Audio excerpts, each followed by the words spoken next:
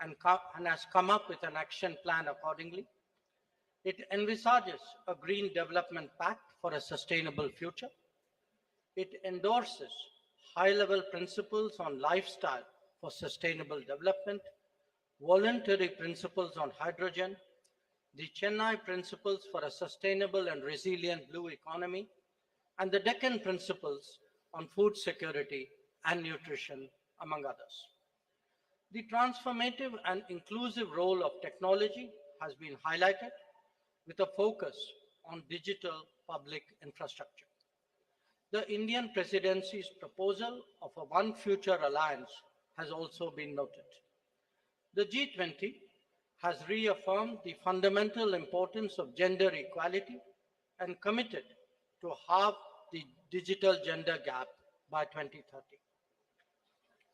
Recognizing that the post-pandemic world order must necessarily be different from the world before it, the leaders have also emphasized the need to reinvigorate multilateralism and reform international financial institutions.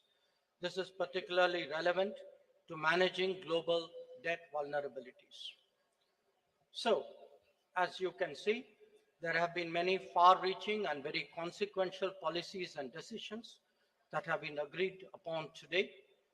Keeping all that in mind, I would, at this stage, request Finance Minister to highlight the key issues from the finance track. Thank you, Jaishankarji.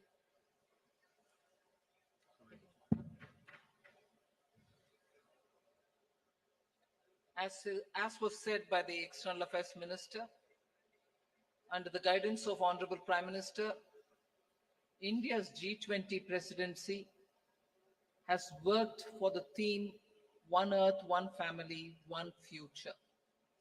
So today we are in a position to adopt, through the finance track, people-centric, action-oriented and far-sighted approach, and as a result of which several outcomes of the finance track will certainly reflect these objectives with which we started the negotiations. It has been very clear in our mind that we should ensure that no one is left behind in our pursuit of global solutions. So we have endeavored to support countries, especially those from the global south, to be an integral part of the global decision-making process. The G20, as you all know, is a very diverse group. Each country is at different milestones of economic development, and their trajectory is also very different in achieving their developmental goals. So through well-curated debates and careful assimilation of all the perspectives, the Indian presidency has crafted solutions that resonate with each member, offering a shared path forward for all. Many action-oriented outcomes of this presidency contain comprehensive strategies that cater to the unique needs and aspirations of all developing nations. We assumed the presidency at a challenging time of geopolitical tension. The Indian presidency has worked to ensure that these divergences don't overshadow the core developmental outcomes or concerns of the global community that demand collaborative solutions. So today, as I look back at the 10 months of Indian presidency, I'm left with gratitude and satisfaction. I can confidently state that the Indian G20 presidency has walked the talk. Now, let me share with you just some of the key achievements of the Indian presidency, the finance track. First one is the outcomes which are focused on strengthening the MDBs to address shared global challenges of the 21st century. So under this strengthening MDBs, there are 4 key highlights that I'd like to bring to your notice. The first one is agreement on the need for a better, bigger, and more effective MDBs. It is so necessary to have better, bigger, and more effective MDBs because the developmental demands from all across the globe is so high these institutions will have to be better and bigger. This is also going to contribute to enhancing representation and voice of developing countries in the decision making. The second under the MDBs, strengthening of MDBs, is the G20 Independent Expert Group on strengthening MDBs, and this was established and it has submitted its volume 1. The first report, their report consists of 2 volumes. The first volume has already been submitted. The report recommends a triple agenda that dovetails with the call for the bigger, better, and more effective MDBs. The third point in strengthening MDBs is the agreement to collectively work towards boosting World Bank's financing capacity. Here, the options will be explored that will deliver a powerful boost to the IBRD headroom to support low-income and middle-income countries. And the fourth, endorsement for the G20 roadmap for implementation of the recommendations of an independent panel on capital adequacy framework of the MDBs. So the CAF recommendations are focused on enabling MDBs to use their existing resources effectively. The roadmap estimates, this is going to be of interest for the media, the roadmap estimates that implementation of the CAF and the measures thereby will potentially yield additional lending headroom of approximately 200 billion US dollars over the next decade. So through these achievements, India has harnessed the opportunity provided by the G20 presidency to effectively articulate and embed the priorities of the global South in the larger global conversation on the MDB reforms. I move to the second, laying the building blocks for a globally coordinated and comprehensive policy and regulatory framework for crypto assets. The global push for clearer policies on crypto assets has gained momentum under the Indian presidency, and a global consensus is emerging on the same. The presidency will support the IMF and the FSB, and FSB is also setting the contours of the regulatory framework for a globally coordinated approach to crypto assets. So the presidency, with the support of IMF and the FSB, is setting these contours. The IMF and FSB synthesis paper, about which I've spoken to the media earlier, including a roadmap.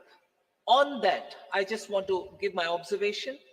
This synthesis paper delves into how the policy and regulatory frameworks developed by the IMF and the FSB, alongside the other standard-setting bodies, will fit together and interact with each other.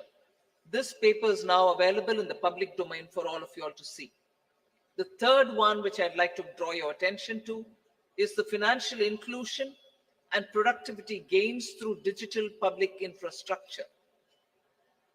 India, as you all are aware, through the India Stack, became the first country to develop all 3 foundational DPIs: the digital identity, the real-time fast payment, and a platform to safely share personal data without compromising privacy.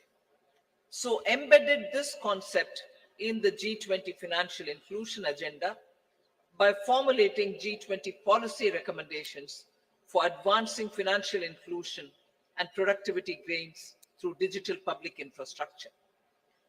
This set of recommendations cover 5 aspects: use of DPIs and accelerating financial inclusion, fostering well-designed DPIs, regulatory and supervisory aspects of DPI, institutional and governance arrangements by DPI, and ensuring customer protection. So DPI has also been integrated into the G20 Financial Inclusion Action Plan, the FIAP, which will run between 2024 and 2026. That's a strong legacy of the Indian presidency. We also assume the co-chair of the Global Partnership for Financial Inclusion, the implementation of the Financial Inclusion Action Plan, as well as the policy recommendations on DPI will remain as areas that will continue to be heard across the G20 forum. So the fourth one, which I'd like to highlight, is the debt resolution under the common framework and also beyond the common framework. Since its establishment in 2021, only Chad as a country has had its debt restructured. The others have been waiting. So since India took over the G20 presidency, good progress has been made in the ongoing country cases under the common framework of debt treatment, and the three countries in that are Zambia, Ghana, and Ethiopia. We've also succeeded in using the G20 platform to also put in place a coordinated mechanism to address the debt situation of Sri Lanka, which is outside of the common framework. So G20 will continue discussing the policy-related issues linked to the implementation of the common framework and make periodically such appropriate recommendations. The launch of the Global Sovereign Debt Roundtable, which is co-chaired by IMF, the World Bank, and also the G20 presidency, to enhance the conversation among the various stakeholders and address current shortcomings in the debt restructuring process. That has now become an institution which is actually acting as a catalytic agent in getting resolutions done faster. The fifth point under the finance track, which I'd like to bring to your notice, is the financing of cities of tomorrow. Key concerns of the low-income countries and emerging markets is always been to mobilize resources for financing sustainable, resilient, and also inclusive cities of tomorrow. The G20 principles, which are issued for financing cities of tomorrow, to promote effective and efficient use of financial resources to support urban development that is socially inclusive, environmentally responsible, and economically sustainable, are now all under the framework of the principles which have been used. The MDBs and the development financial institutions can use these principles in their financing plans for urban infrastructure. The sixth, which I'd like to quickly draw your attention, is the two-pillar solution on global taxation, the international taxation. We've made substantial progress in the two-pillar solution, and the work has also happened on the exchange of information on immovable property transactions between countries. There is a launch of the pilot program of the South Asia Academy in India for tax and financial crime investigation in collaboration with the OECD. The seventh, on which I'll elaborate, is mechanism to support the timely and adequate mobilization of resources for climate finance. Till date, the conversation was focused on calling on developed countries to say, where is that $100 billion US dollars, which didn't come. But Indian presidency adopted an action-oriented approach, and the G20 explored mechanisms that can support timely and adequate mobilization of resources for climate finance, facilitating access to multilateral climate funds and enhancing their leverage and ability to mobilize private capital has also been our focus. Special focus again on development, demonstration, deployment of green and low carbon technologies. Now the list of outcomes, I've pointed out 7, just 3 more, which I'll not go into the detail, but you can take it as enough has been done on that. I'll also put it out for your consideration. Scaling up sustainable finance for social sectors, health and education. Technical assistance for capacity building. Then global conversation on transition policies, especially to include range of options, both on pricing and non-pricing. And the third one, enhancing finance health collaboration so as to cover many other work streams as well. So I listed out 7, elaborated on them, 3 others which have not elaborated, but on all of them, substantial progress and outcomes have been achieved. India's received tremendous support from the G20 members across the table. The outcomes of the Indian presidency are a testimony to India's commitment to multilateralism and for international cooperation. We assure the upcoming Brazilian presidency of our strong support and to continue the momentum on key issues of global importance. I now hand over back to Minister Jaishankar. Thank you, Nirmala ji. May I now request G20 Sherpa Amitabh Kant to bring out the major outcomes from the Sherpa track. Thank you, Minister. So first of all, when we started India's presidency, the Prime Minister had said that India's presidency must be inclusive, it must be decisive, it must be ambitious, and it must be action-oriented. The New Delhi Leaders' Declaration has 83 paras in all. All 83 paras have 100% consensus across all countries. There are 8 paras on the geopolitical issue, which is entitled Planet, People, Peace and Prosperity. All those 8 paras have 100% acceptance. All countries have unanimously supported the New Delhi Leaders' Declaration. This is one declaration without a single footnote and without any chair's summary. This is a complete statement with 100% unanimity. This demonstrates both the Prime Minister's and India's great ability to bring all developing countries, all emerging markets, all developed countries, China, Russia, everybody together on the same table and bring consensus. Secondly, this has been the most ambitious presidency in G20's history ever, because the number of outcomes it has, both the outcomes and the annexed documents are about 112, which is more than 2.5 times which has ever been achieved before.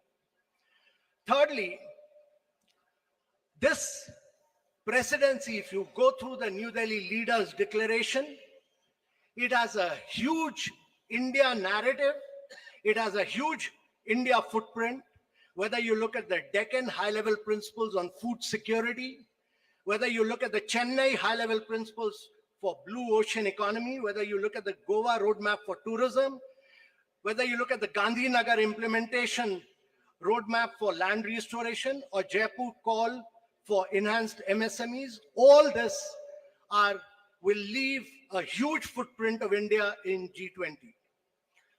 So one of the key achievements to my mind, one is that we've achieved a very major green development pact in today's world of climate action and climate finance. Every single country has come together to focus on green development pact, which has financing, which has focused on global greenhouse gas emission by 43% by 2030, which has a doubling provision of adaptive finance by 2025, which has a global biofuel alliance, which has completely new principles of life for sustainable development, which has ending plastic pollution, which has reducing disaster risk, and a whole lot of other components put together as the Green Development Pact of the leaders of G20 countries for a greener world of tomorrow. Secondly, there is a huge focus on accelerating progress on sustainable development goals, because the COVID had hit a vast segment of our population. There's a G20 action plan to accelerate progress on SDGs. There is a huge focus on education, health, nutrition.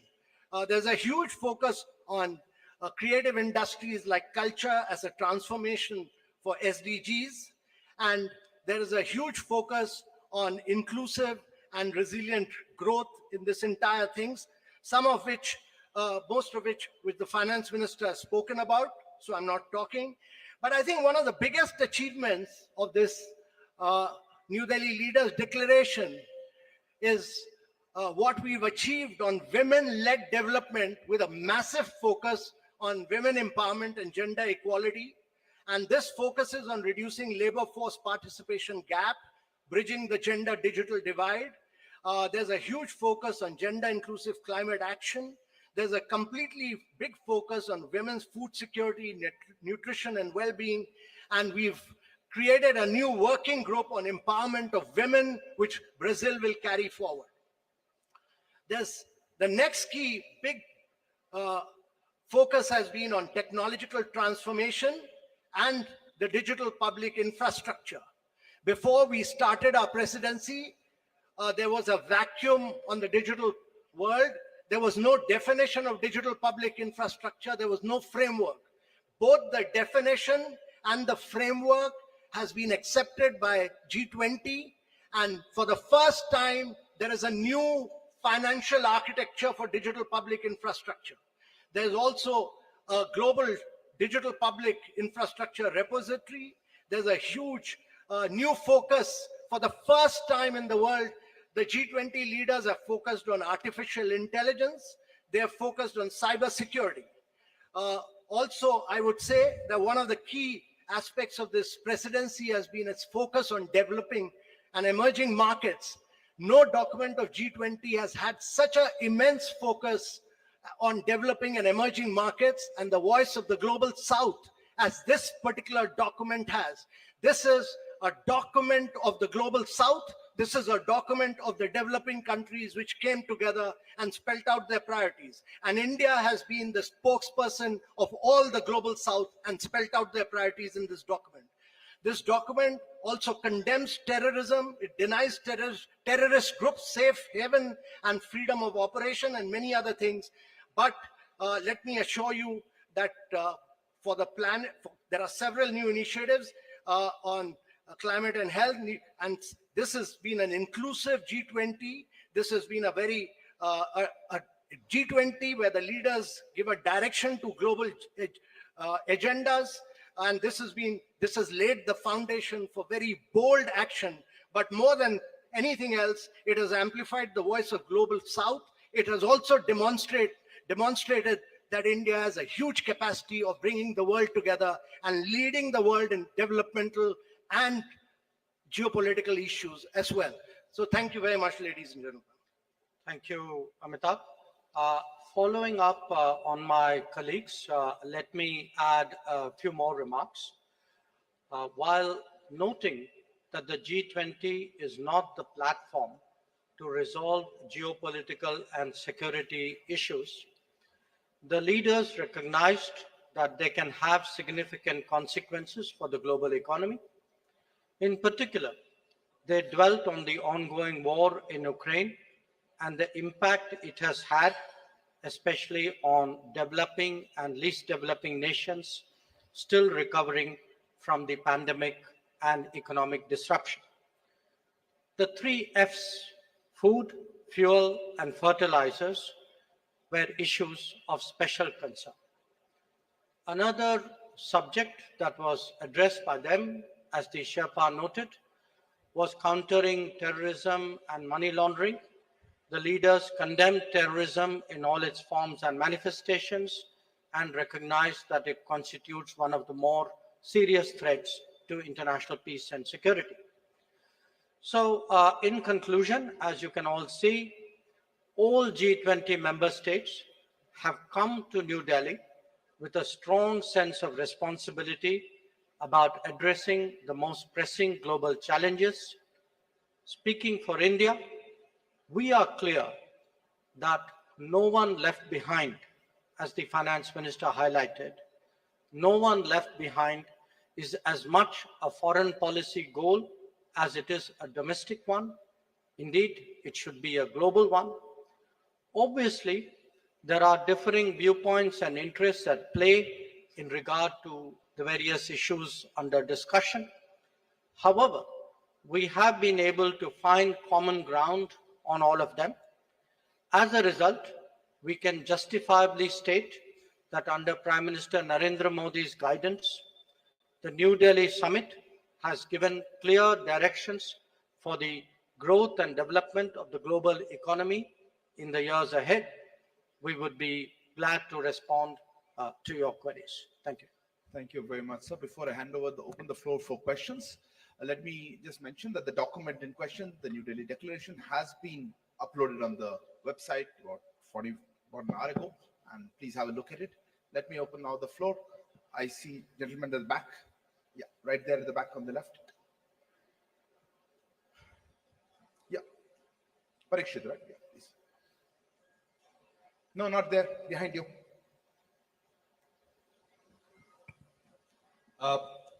One question to Please introduce yourself and the organization. I'm Parikshit Luthra from CNBC TV18. My question to Minister Jaishankar and G20 Sherpa Amitabh Kant and also Finance Minister Nirmala Sitharaman. How difficult was it to have consensus on the wording of the Ukraine-Russia war? This has been a difficult point in every conversation in the G20. There were several drafts circulated. We heard of a new draft this morning as well. Were there any countries which actually helped India in bringing consensus on the table? I see a name. I see the lady here. Please, ma'am. Yeah, you.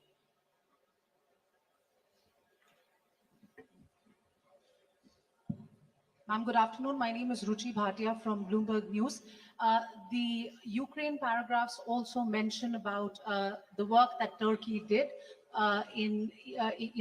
with respect to getting some sort of a consensus on the issue of the Black Sea grain deal as well. Where are things with respect to that? And can we expect any movement on that critical issue anytime soon? Because it does concern several nations across the globe. Thank you. So hand there, the gentleman, yeah, right at the back on the left. Microphone, please. Yeah, it's working. This is Manas Pratim Bhuyan from Press Trust of India, PTI. In one of the paragraphs referring to the Ukraine conflict, it is mentioned that there were different views and assessment of the situation. So how do you explain this line about having differences on the Ukraine crisis? The question to Foreign Minister or the G20 Sherpa. Gentleman here. Hi, this is Ashish Singh from the Geostrata. Going forward, how will we see action for climate-related adaptation financing for the Global South, especially with India being part of the Troika? Thanks. We'll take one last question there. Yeah, there. Yeah, the lady there. I'm sorry. Behind you, right at the back.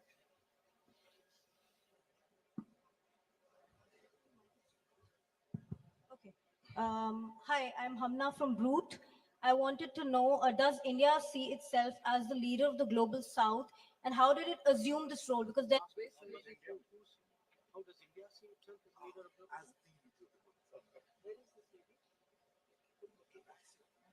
the I'll just go with the strong then I'll let me respond to some of the questions, and then I'd like request the Sherpa to come in on that after me. How difficult was it to forge consensus on the Ukraine issue? This, as we have pointed out, is a declaration of 83 paragraphs. It has a lot of content. There are a lot of subjects which have been covered, some of which we have spoken about. But obviously, because of the ongoing conflict, the strong views about it, considerable time was spent, especially in the last few days, in regard to geopolitical issues, which really centered around the war in Ukraine. The question, who helped? I mean, eventually everybody helped because everybody came together for the consensus. But I think if Sherpa would bear me out, I think the emerging markets took a particular lead on this, and many of us have a strong history of working together. Bear in mind that actually you have 4 developing countries in succession as G20 presidency: Indonesia, us, Brazil, and South Africa. So, but I would say, rather than who helped, the point to be recognized is that a common landing point was ultimately fashioned out. On the Black Sea grain corridor, there are, many discussions going on. As you know, the foreign minister of Russia is here. The president of Turkey and his delegation are here. UN Secretary General is here. Other people are here. So it's natural that there would be discussions going on this. In the past, I should add, when the Green Corridor was created at Bali last year, we had also, in our own way, contributed to some bridging of viewpoints and concerns, both between at that time between Turkey and Russia, and also worked with the UN Secretary General.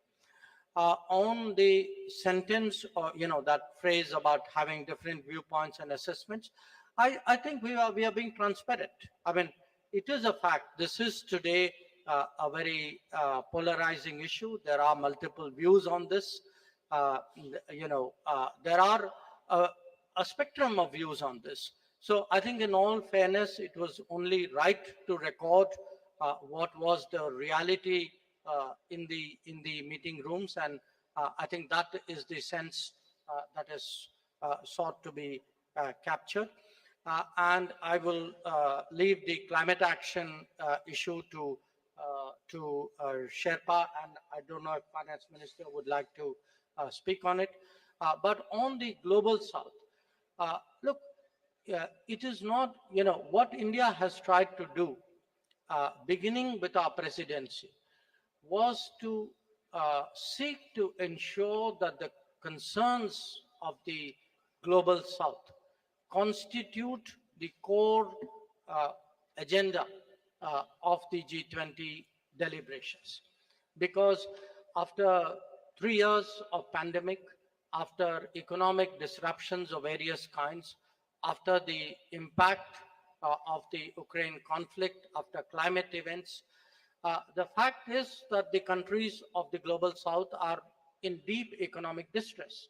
And that distress has not, in our view, been fully recognized till now. And we therefore very consciously started off with the Voice of the Global South Summit. But again, I emphasize, the voice was of the summit. It was a voice of 125 countries who participated in that summit. But we, as the G20 presidency, we saw it as our responsibility of distilling the views which were expressed in that summit and putting it before the rest of the G20. And we can take a lot of satisfaction that many of the issues that the finance minister highlighted, which the Sherpa highlighted, these are truly global south issues. And we hope that certainly the Delhi summit and the deliberations which will take place today and tomorrow would give strong guidance to take them forward. Sherpa, Amitabhji, if you want to add to it. On the Russia-Ukraine crisis, India worked very closely with Brazil, South Africa, and Indonesia. And I want to say that it was the emerging markets which played a very key role. India worked with all the emerging markets which played a very key role. There was very tough, very ruthless negotiations which went on for several days non-stop. And I really feel that in the end, the issue was clinched because of the leadership of the Prime Minister, because eventually we had to say that the leader wants it and this has to be delivered. And secondly, I really want to thank Mr. Jaishankar. I constantly took his advice and he guided me, and he gave me two really outstanding officers. One was Naidu, Nag Naidu, who's a very outstanding officer and very enthusiastic, motivated young officer who worked with me, Inam Gambhir. They did a really outstanding job as far as the geopolitical issues concerned. I had two other foreign service officers who've done brilliant work, Abhay Thakur and Ashish Sinha, on different aspects, but on geopolitics, they've done a really spectacular work. So it was really great teamwork. It was just brilliant teamwork by India, which has enabled us to achieve consensus on an issue on which the world has evaded any consensus. Even the Bali document, which we talk about, actually, we could not move forward with it because we could not arrive consensus in it for the first meeting. And on climate, let me tell you that this is one of the most ambitious document on climate because it talks about almost 5.9. It moves first the language from billions to trillions. And secondly, it talks about 5.9 trillion requirement for the presidency and for the G20 countries. And it lays a huge focus on life principles. It lays a huge focus on reforms of the multilateral institutions because they were designed for the World War II and not for climate action. So all of these, it talks about new financing instruments, many other things. But in totality, if you look at it, it's probably the most vibrant, the most dynamic, and the most ambitious document on climate action that has come out anywhere. Finance Minister. Just to add one line on the climate finance matter, the question was raised whether mitigation is being dealt with or not. It deals with the mitigation, all right, but it also looks at adaptation and resilience. I think now the debate on climate finance is also moving much more into resilience, whether it is infrastructure or planning for it or funding. Resilience takes precedence. That is one. And second, country, particularly on climate, is so different from one another. So this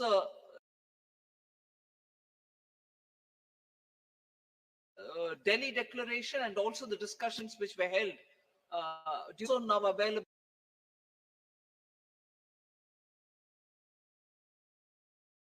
for countries to adopt. It is not just going to be price it if it is carbon intensive, a lot more friendlier to countries with different carbon emission levels.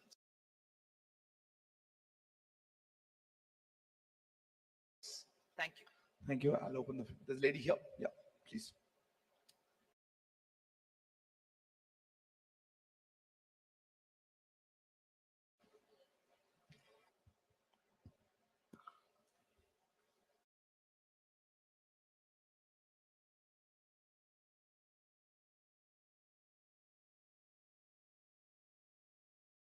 Hello. Yeah. Good evening. Global acceptance of the fact, or at least a G20 acceptance of the fact regarding and globally that you see. Thank you.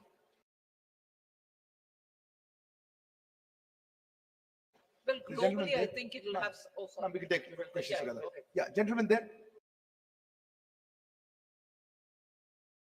Yeah, you. The gentleman there who's put his hand up, if you could give the microphone.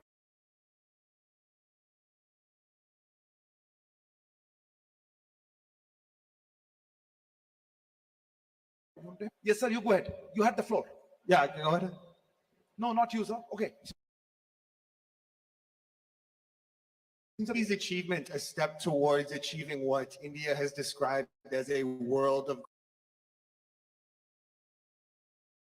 greater multi-alignment as opposed to the more old-fashioned.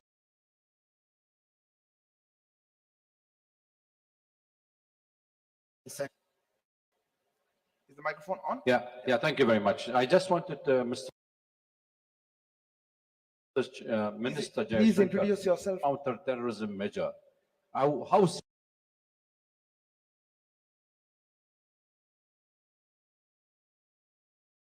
serious was the members of the G20 and fighting terrorism together? Samira Hussein with BBC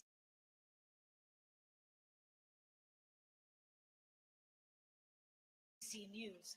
I want to go back to Russia, and if you look at the language that was used in Bali, were those concessions made in order to get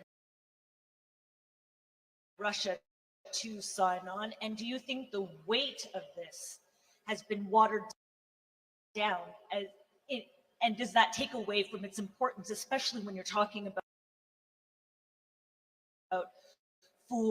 fuel and food security? Yes, yeah, yeah. Yeah, right in front. Hello. Yeah. Sir, Rishikesh from the Press Trust of India. Everyone much surprised by this outcome.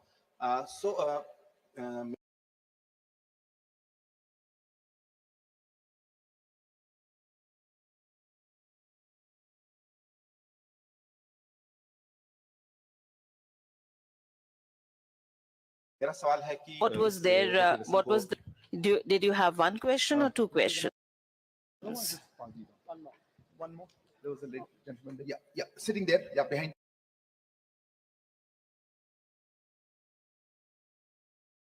You. Yeah, Pranay, go ahead.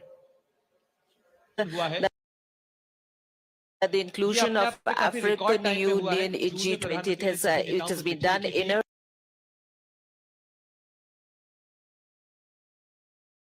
record time, because in June the Prime Minister इसमें शामिल है क्या कुछ इसके पीछे हुआ in this direction. Maybe Finance Minister would like to. On the inflation question, globally, of course, it's going to have an impact the moment it is executed. The understanding is executed and the grain movements start from Russia and from Ukraine.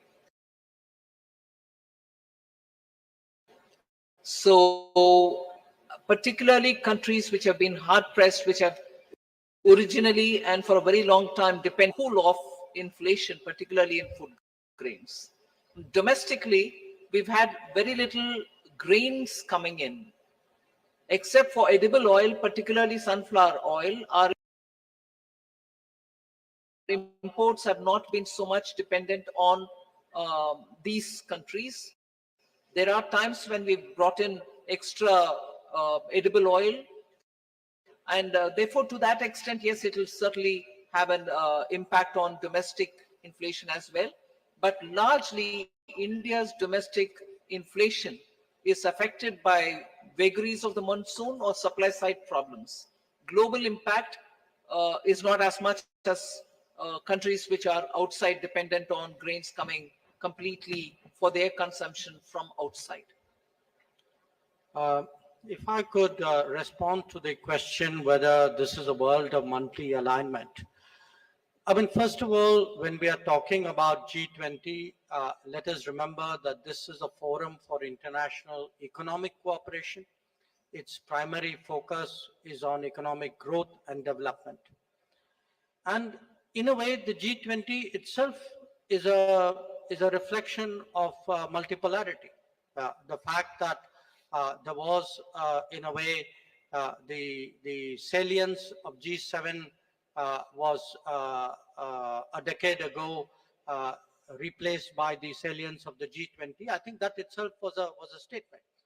Now, what you see before you in terms of the leaders' declaration and the discussions that are going on are obviously discussions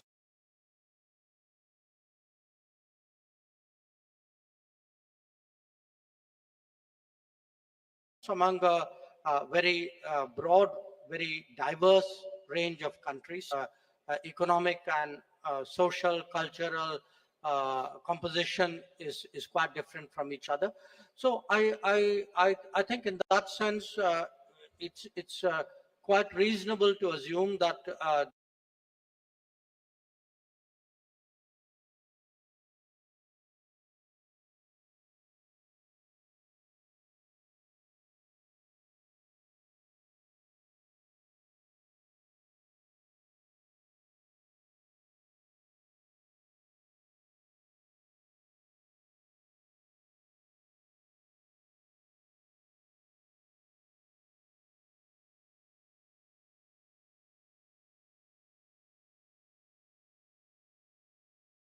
there is a certain, there's a 75 speaks about trafficking and diversion of small arms and light weapons. So I think these are concerns. So within the G20, I think these conversations are quite helpful, but obviously in terms of policy action, they will be carried into their particular mechanisms and forums which focus on the issue. With regard to the Russia, to the comparison with the Bali Declaration, I would only say Bali was Bali and New Delhi is New Delhi. I mean, Bali was a year ago. The context, the situation was different. Many things have happened since then. And in fact, if you see in the geopolitical segment of the leaders' declaration, there are in totality 8 paragraphs, 7 of which actually focus on the Ukraine issue. And many of them highlight problems which are of great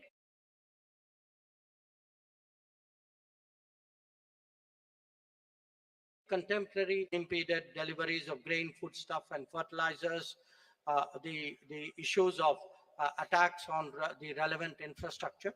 So I think it's, one should not have a theological view of this. I think the New Delhi Declaration responds to the situation and concerns as it is today, just as the Bali Declaration did in a situation which was there a year ago.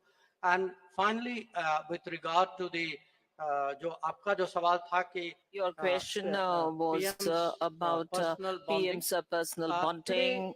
In fact, not just today, yesterday, and in some cases at the Jakarta East Asia Summit as well, where the Prime Minister was there. Prime Minister did speak to a number of his counterparts with regard to what was under discussion at this summit.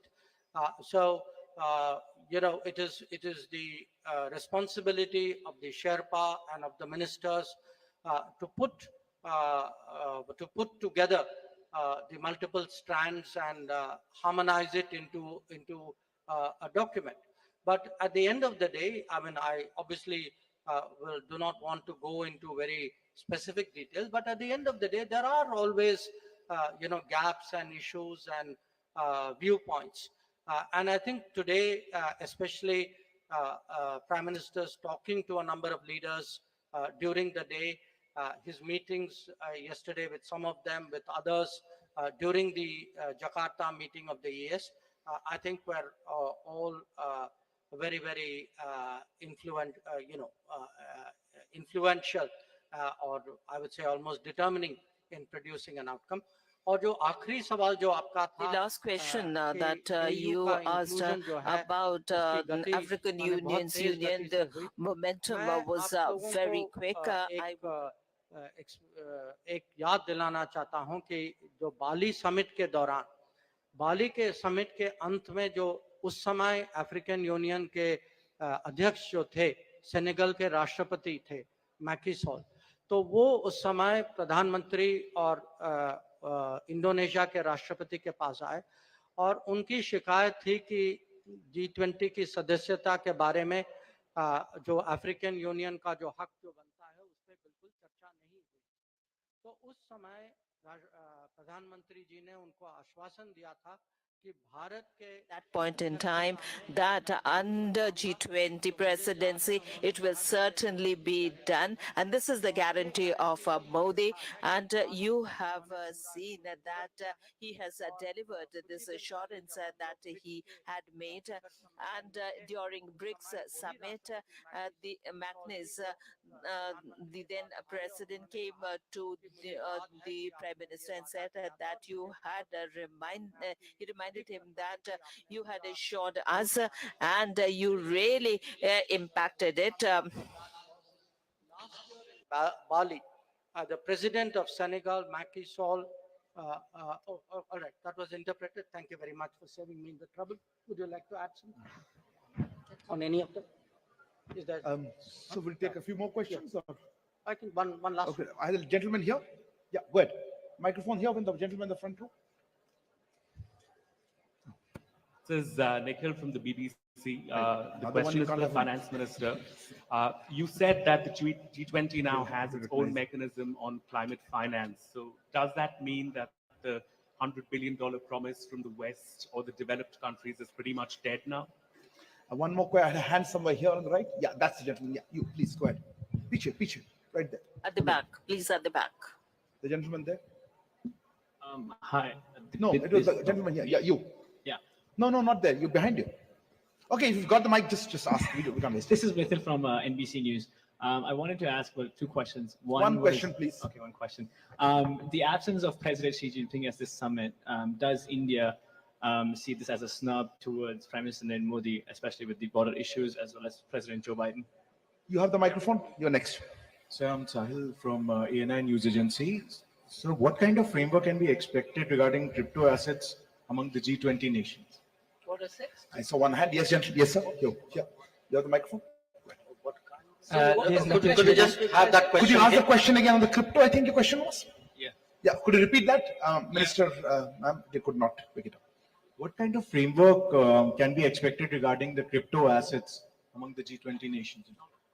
Crypto assets. And in addition to that, ma'am, supplementary question that since we have a consensus on making common framework on crypto assets, and G20 presidency will work with FSBC and what is IMF your closely. question, please? But the joint report of FSBC and IMF says that banning a blanket ban on crypto assets is not a solution.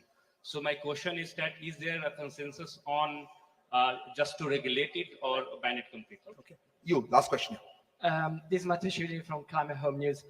You said this is the most ambitious document ever on climate, but India was pursuing an expanded language on phasing down fossil fuels, while the final declaration basically goes back to just phasing down coal. Are you disappointed with this outcome? So I think we're running out of time, and I'll close here with that. I do think we're out of time. So I think we're running out of time, and I will hand over the floor to ma'am. I'll start with the crypto. Well, it's really heartening that you've gone through the report. But the point is, the FSB's report and the IMF's report, FSB's concentrated more on the regulation, and IMF's looked at the macroeconomic implications. So the synthesis paper is something which the G20 membership will go through in detail. There is one more meeting under our presidency for the finance track in Marrakesh. I remember with great sense of responsibility and sorrow, the earthquake which has happened very close to Marrakesh. I hope the people of Morocco are in a position to take on, and I was glad to hear the Prime Minister during this session in the morning that India stands with Morocco and we will be ready to do any assistance that the government of Morocco would desire us to do. So with that said, with a heavy heart, the next meeting was scheduled for Marrakesh, and there the FSB report and the IMF, which is the synthesis report, will be discussed, and the materials are all already available in public domain. So it is for the membership to take a call as to how it wants to move on it. A framework or a template, whatever be it. I don't think we've given it a name as yet. And also to now discuss whether it is going to be a regulation only and not a ban. I'm not getting into that debate. It is the reports, the synthesis, and also the early IMF report, both of which have been discussed. You're right in saying this report says this. It's up to the G20 membership to take a call on how it wants to move forward. And that you'll get to know more during the autumn meet of the World Bank. There was a question on climate finance. I don't think it is a question of, are you writing off this 100 billion which was promised earlier, and now that you've come up with a newer way of funding climate? I don't think it is this or that. whatever trickle had come earlier of the 100 billion or what it can come now through the private partnership or bringing in philanthropy or anything else can keep going on that. But the fact remains that now the larger discussion has brought in very many more elements of how to finance. So both will have its own role to play because climate issues attain great sense of urgency. Would you like to speak on?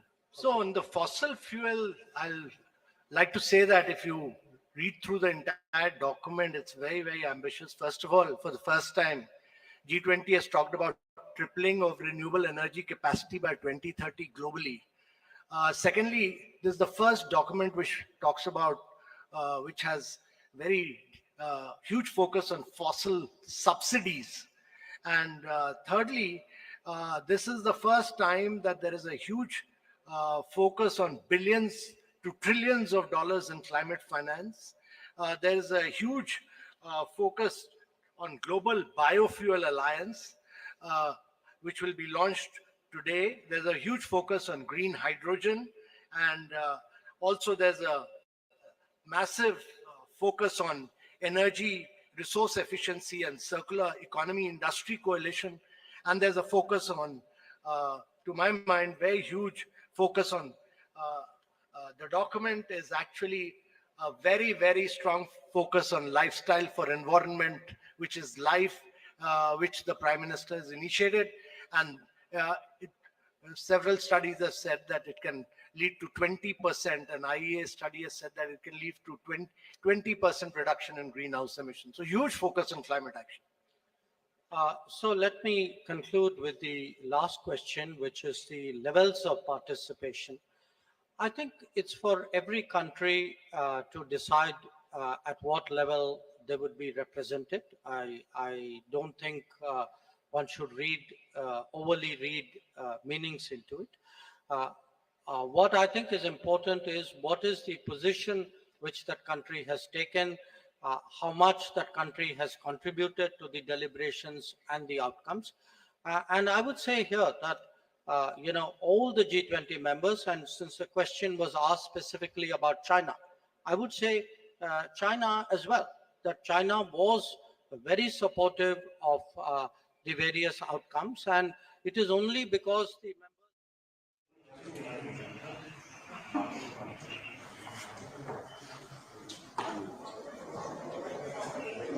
I mean, obviously, as the representatives of the presidency, we are here to speak about the declaration. I mean, obviously, as the representatives of the presidency, we are here to speak about the declaration.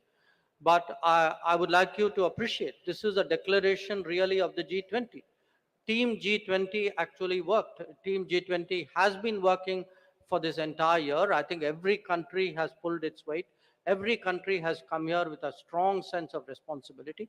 And let me finally take the occasion to also underline that, we have a lot of colleagues in India. There are ministries and ministers and officials who in their ministerial tracks, because broadly the way it is organized, finance minister and her senior officials, manage the finance track. Sherpa manages the Sherpa track with the support of others, but there are a number of other ministerial tracks, and I think each one of them did their meetings, produced their outcomes, and I think their contribution, in a sense, Team India contribution, if you would, I think also deserves to be recognized. But at the end of the day, the leaders' declaration, in many ways,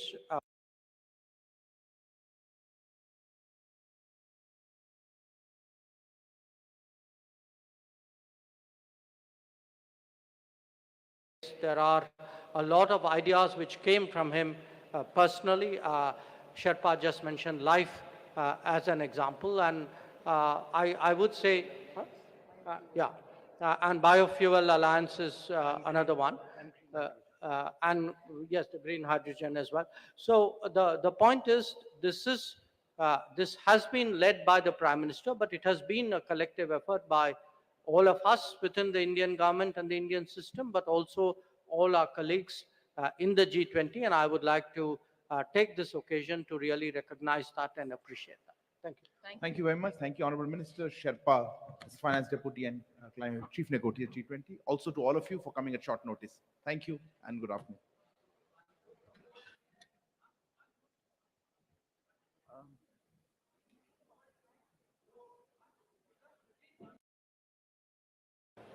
A very good afternoon to all of you. Thank you for coming at short notice to this press conference on behalf of the G20 presidency. To give us a sense of the recent developments that have taken place, we have the pleasure of having with us Honorable External Affairs Minister Dr. S. Jaishankar, Honorable Finance Minister Madam Nirmala Sitharaman, Sherpa, Amitabh Kant sir, Secretary DA, also Foreign Secretary sir, as well as Shri Shingla, Chief Coordinator of the G20. They will make brief opening statements, after which we'll open the floor for questions. Please note that we may not be able to accommodate all your questions given the time limit, but I would request now, sir, if you would like to take the floor first. Thank you. Thank you very much. Friends from the media, it is a great pleasure for all of us to speak to you, even as the G20 summit deliberations continue.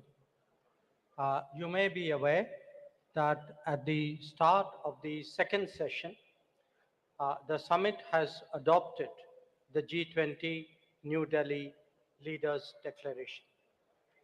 What I would like to do is to give you an overarching perspective of India's G20 presidency.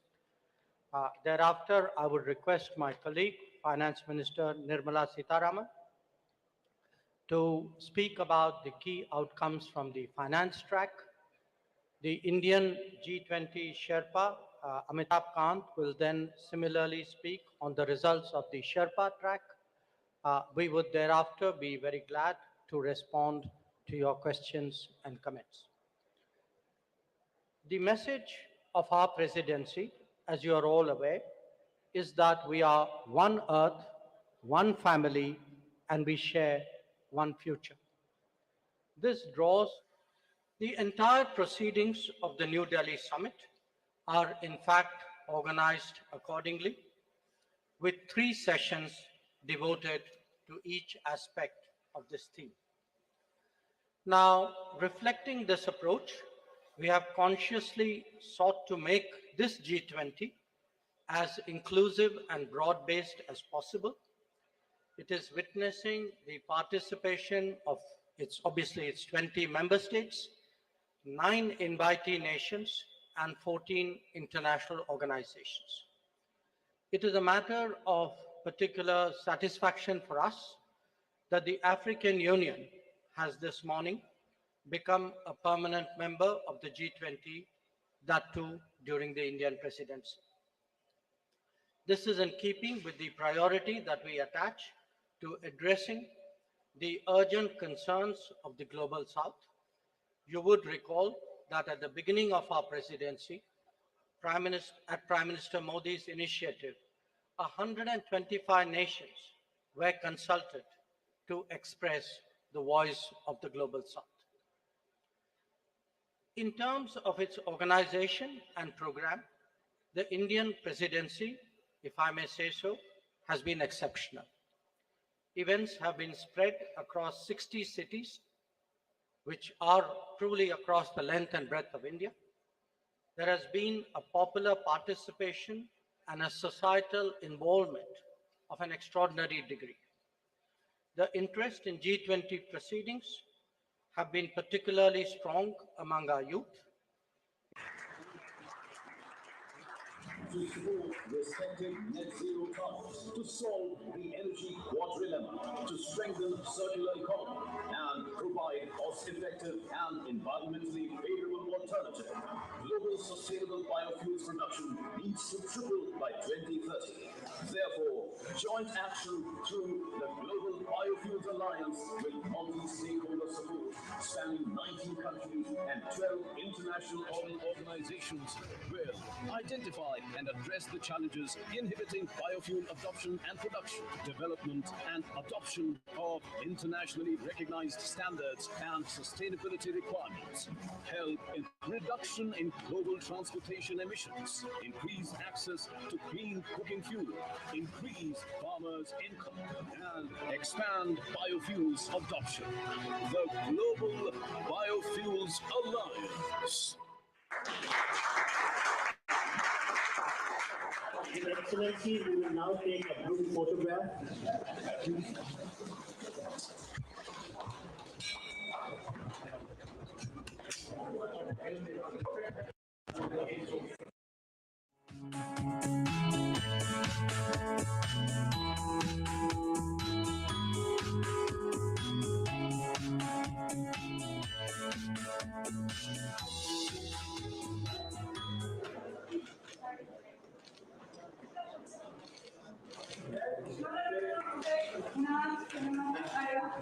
Thank you, Excellency, for launching the Global Biofuel Alliance. I will request all the media and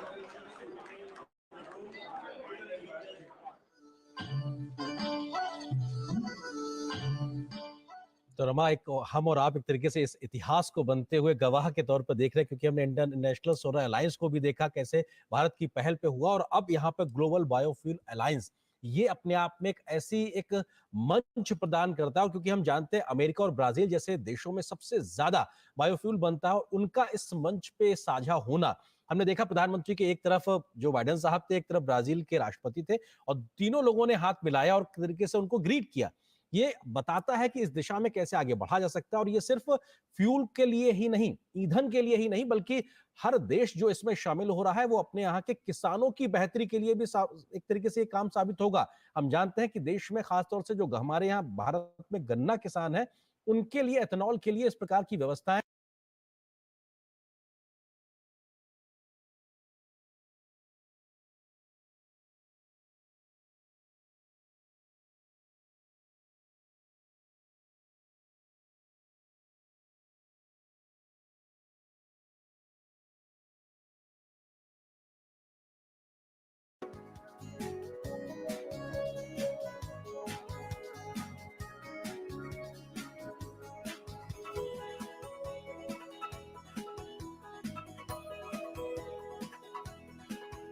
His Excellency Mr. Sergei Lavrov, Minister of Foreign Affairs of Russian Federation.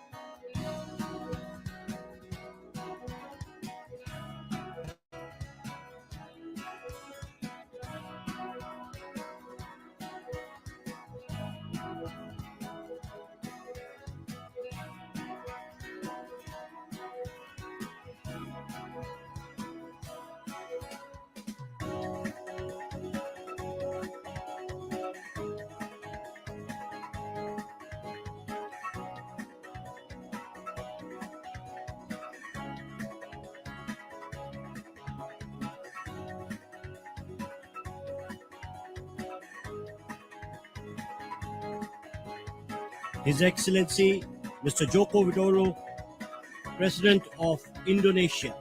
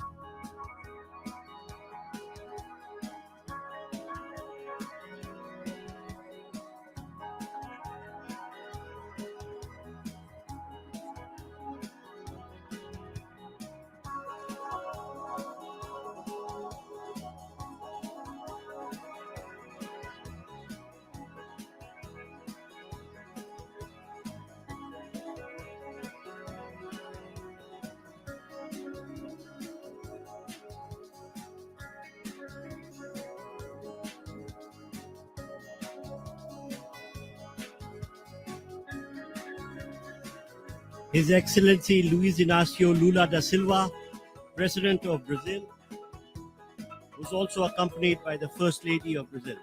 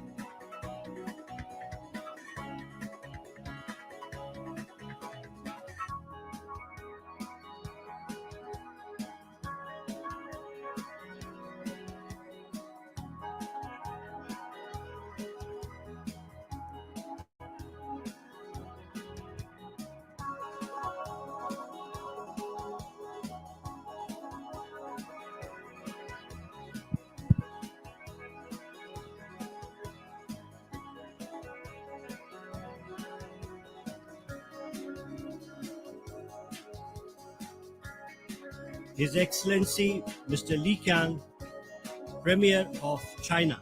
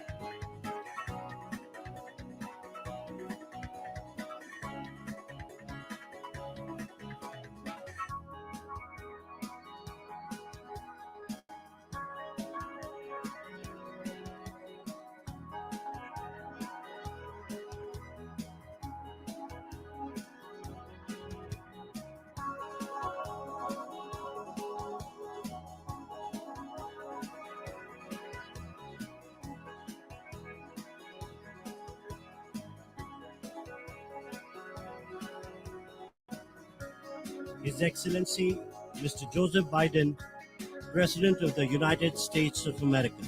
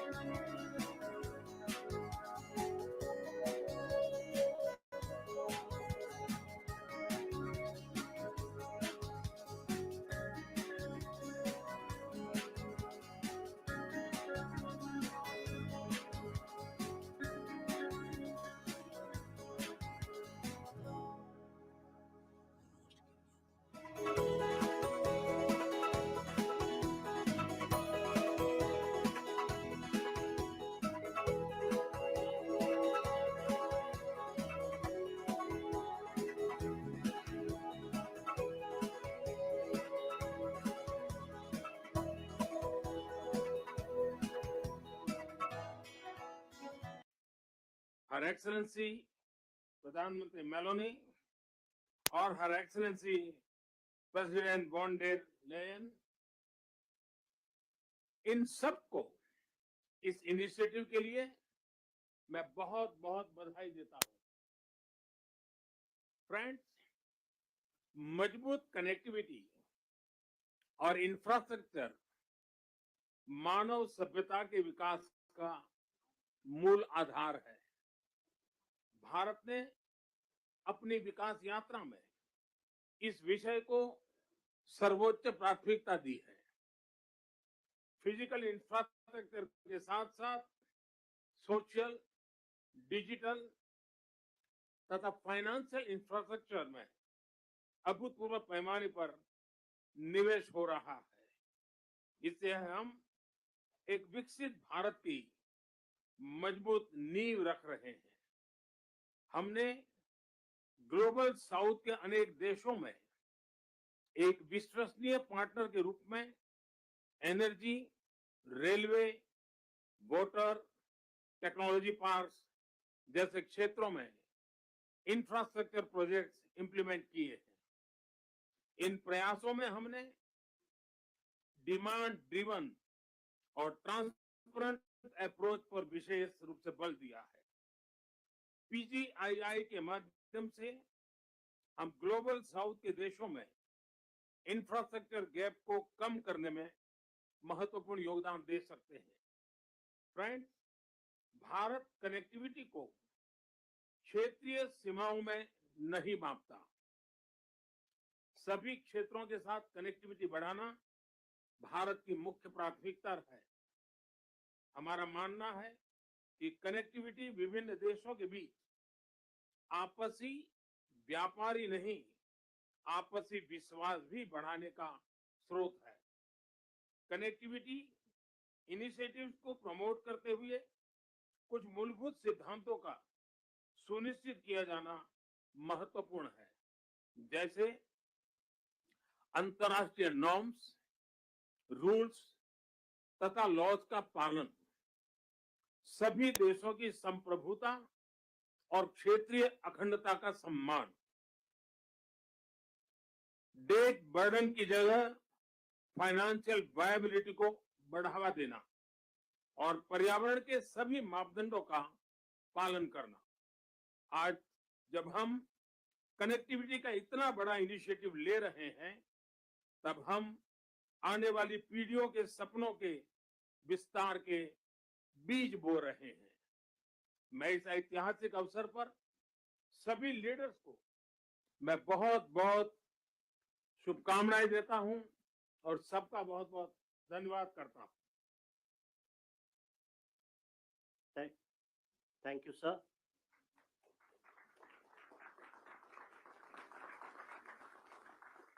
India and the United States of America co-chair this initiative. And now, as the co-chair, I invite the President of the United States for his remarks. Well, ladies and gentlemen, thank you, all my colleagues. This is, someone once said in a similar domestic action that was positive, this is a big deal. This is a real big deal. And I want to thank you, Mr. Prime Minister. One Earth, one family, one future. That's the focus of this G20 summit. And in many ways, it's also the focus of this partnership that we're talking about today. Building sustainable, resilient infrastructure, making quality infrastructure investments, and creating a better future. A future of a greater that presents greater opportunity, dignity, and prosperity for everyone. Last year, we came together as one to commit to this vision. And this afternoon, I want to highlight the key ways in which the United States and our partners are working to make this a reality.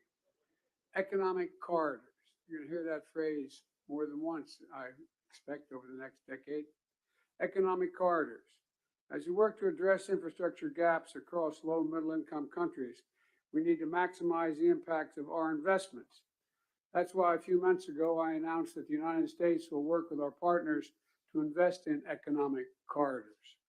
In practice, it means we're focusing on regional infrastructure projects that deliver results across multiple countries and in multiple sectors. And today I'm proud to announce that we've finalized the historic agreement for a new India, Middle East, Europe economic corridor. As a key part of this corridor, we're going to invest in ships and rail that extends from India all the way to Europe, connected by the UAE, Saudi Arabia, Jordan, and Israel. Bridging ports across 2 continents, unlocking endless opportunities, including making it far easier to trade, export clean energy, expand access to reliable, clean electricity, lay cables that will connect communities and secure a stable internet, contributing to a more stable, more prosperous, and integrated Middle East. And I want to thank the sponsors. And I particularly want to thank Prime Minister Modi and the Crown Prince of Saudi Arabia, Mohammed bin Salman, and President von der Leyen and the European Commission. And since he's not speaking today, I wanted to, maybe he is speaking today. I had a note he wasn't speaking at any rate. I'm going to stop there. In the sub-Saharan Africa, we're working in a private-public partnership as well to invest in a trans-African corridor. That includes a new partner, the European Union. President von der Leyen, thank you for making this very possible. Together, as part of this corridor, we're going to invest in a new rail line that will extend from the western port in Angola to the DRC, to Zambia, and ultimately the Indian Ocean. It's a project that's about far from just laying tracks. It's about creating jobs, increasing trade, strengthening supply chains, boosting connectivity, laying foundations that will strengthen commerce and food security for people across multiple countries. This is a game-changing regional investment, and both of these are huge steps forward. But they're far from the only ones. We're continuing to make big investments in infrastructure around the world. That includes a solar energy site and insulin manufacturing facility and electricity project right here in India. We're continuing to develop economic corridors across Africa, Asia, and the Americas. And together with our partners, we're working to mobilize the trillions of investment needed to close infrastructure gaps around the world, including the formation of a new investor forum that the United States will host in a couple weeks. Let me close with this. The world stands at an inflection point in history, a point where decisions we make today are going to affect the course of our future, all of our futures for decades to come. A point where our investments are more critical than ever. So together, let's continue to work as one to seize this moment in history and maximize our collective investments, to find new partners, to unlock new capital, because when we invest in low and middle income countries, all countries benefit. When we invest in emerging economies, all economies benefit. And when we invest in the future of people anywhere, people everywhere benefit. So I want to thank you again for being here. I look forward to working with all of you, and I'm going to turn it back to the Prime Minister. Thank you.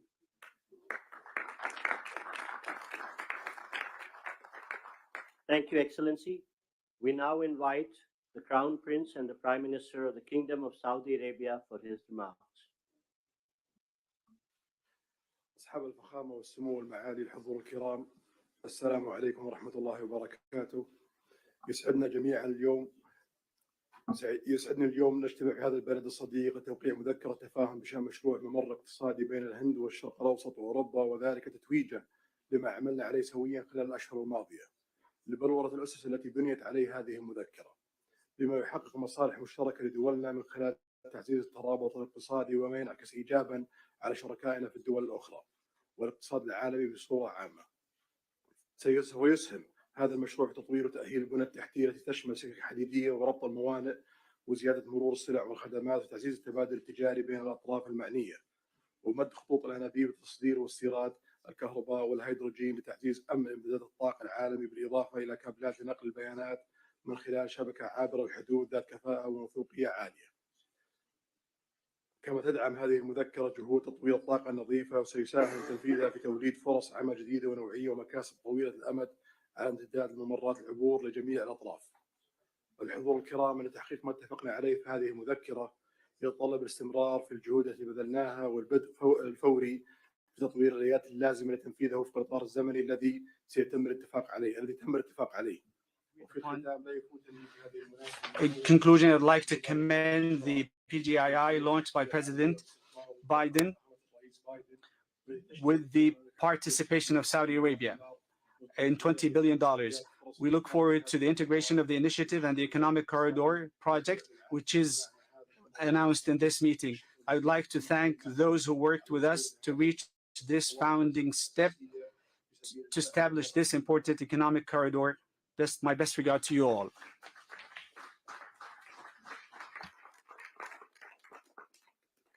Thank you, Your Highness. May I now invite the President of the European Commission for her remarks, please. Your Highnesses, Excellencies, it's been 2 years since we launched PGII, a joint vision by the world's leading economies to invest in the infrastructure that low and middle income countries need. And 2 years on, more large-scale projects are seeing the light, and we are presenting 2 of them today. First, the India-Middle East-Europe Economic Corridor. This is nothing but historic. It will be the most direct connection to date between India, the Arabian Gulf, and Europe, with a rail link that will make trade between India and Europe 40% faster, with an electricity cable and a clean hydrogen pipeline to foster clean energy trade between Asia, the Middle East, and Europe, with a high-speed data cable to link some of the most innovative digital ecosystems in the world and create business opportunities all along the way. These are state-of-the-art connections for the world of tomorrow, faster, shorter, cleaner. This corridor is much more than just a railway or cable. It is a green and digital bridge across continents and civilizations. And this is also the spirit of the second project we announced today, the Trans-African Corridor, which will connect the port of Lobito in Angola with the Katanga province in DRC and the Copper Belt in Zambia. Our goal is not only to connect a landlocked region to the sea. Our partnership will also invest in local value chains, in clean energy, and in skills for the local workforce. This is the spirit of PGII. It is a whole new approach to large infrastructure investment. It is about shared prosperity. It is about real benefits for all partners. Thank you.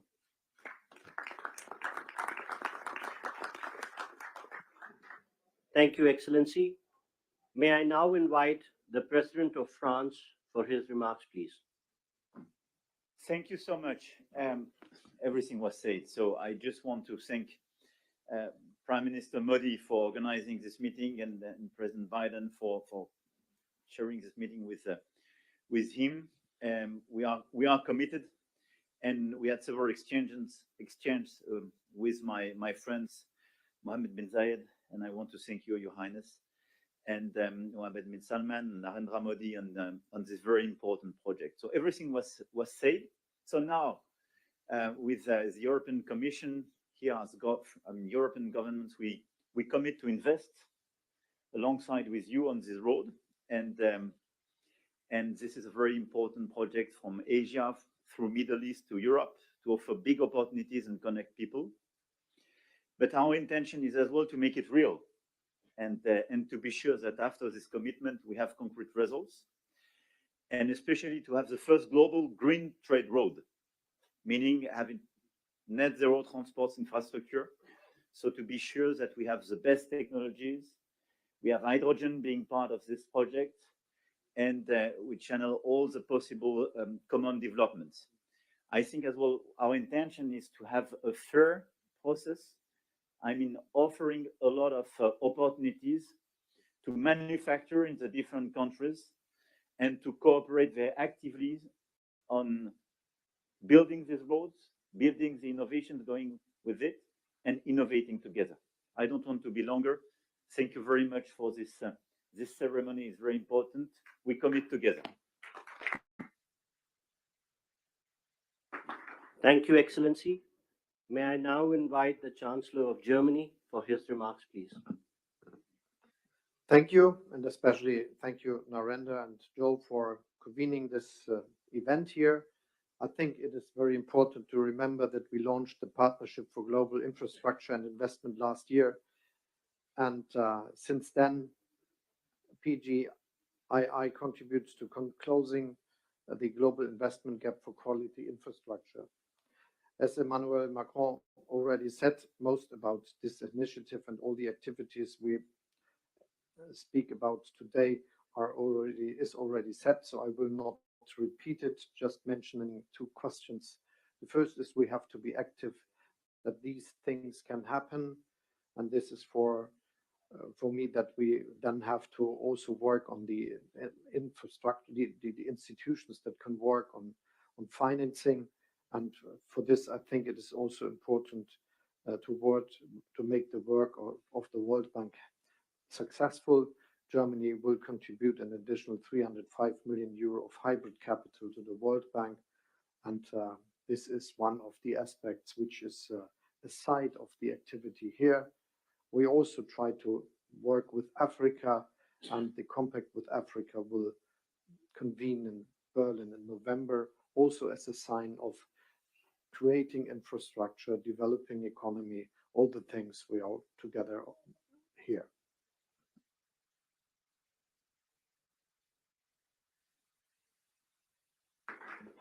Thank you, Excellency. May I now invite the Prime Minister of Japan for his remarks, please. はい、ありがとうございます。PGII に関する I サイドイベ welcome ント the holding of this side event on Partnership for Global Infrastructure and Investment. On the occasion of the G7 Hiroshima Summit in May this year, as the G7 chair, Japan hosted a PGII meeting inviting private businesses for the first time, which was attended by leaders of G7 and partner countries. Japan is delivering various transport infrastructure development projects, including the construction of Delhi Metro here in the city to support economic development of partner countries. Going forward, we want to take this effort a step further to expand the scope of cooperation to wider areas, including supply chains, to link people together by strengthening connectivity. We also intend to work on building industrial value chains in the whole of Bay of Bengal. The Road Network Connectivity Improvement Plan and other Northeastern Regional Development Initiatives in India will be organically linked with the Bay of Bengal Industrial Growth Belt Initiative, or a Big B, that we are working on with Bangladesh.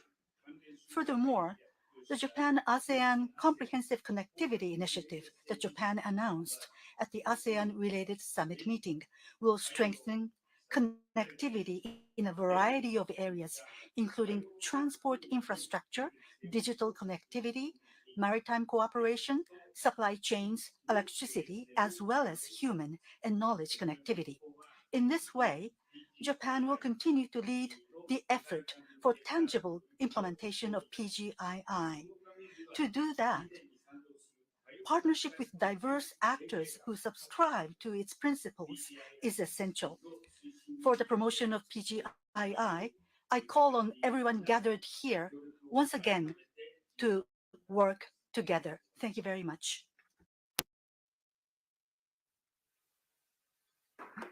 Thank you, Excellency. May I now invite the Prime Minister of Italy for her remarks. Your Highnesses, Excellencies, when we launched the Partnership for Global Infrastructure and Investment just over a year ago, we committed to building better infrastructure for a better future in low and middle income nations.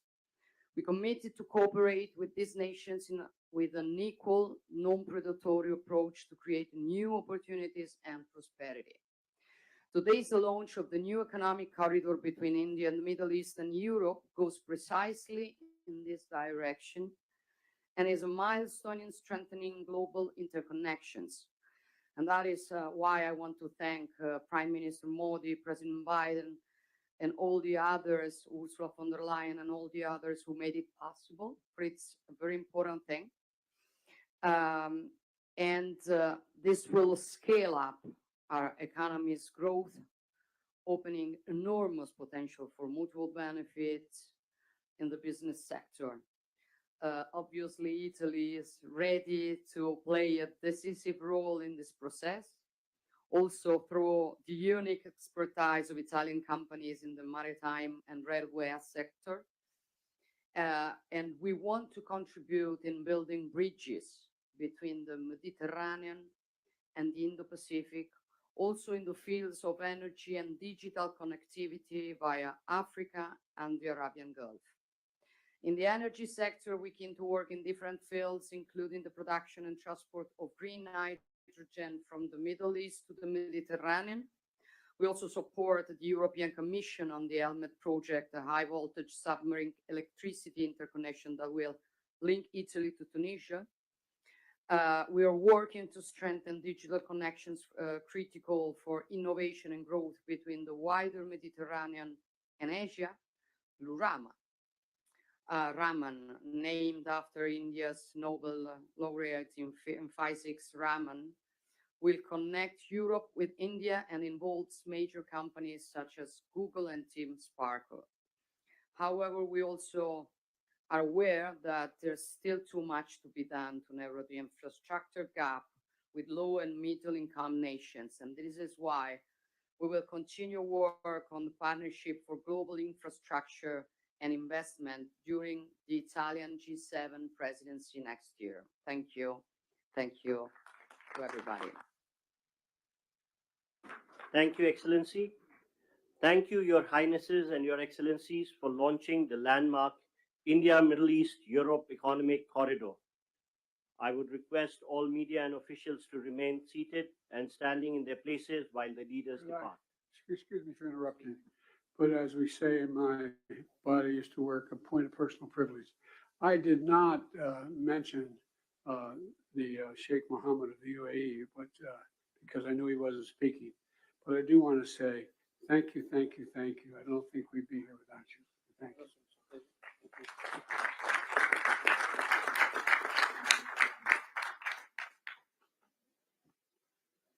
Thank you, Your Highnesses and Excellencies. I would request all media to remain seated and standing in their position while the leaders leave the room. Thank you.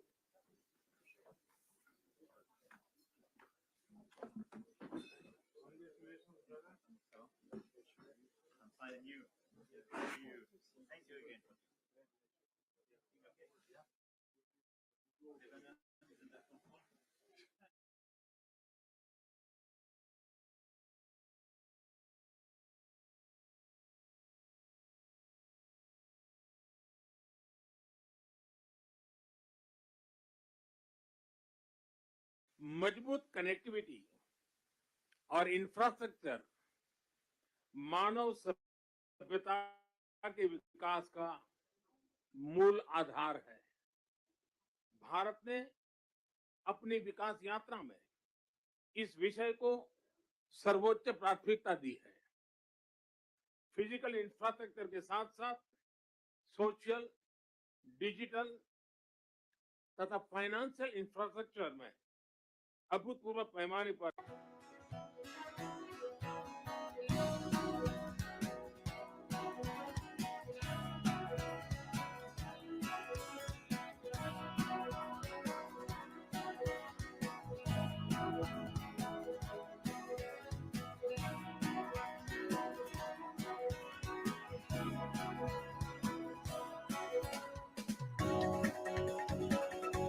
Her Excellency Sheikh Hasina, Honorable Prime Minister of the People's Republic of Bangladesh.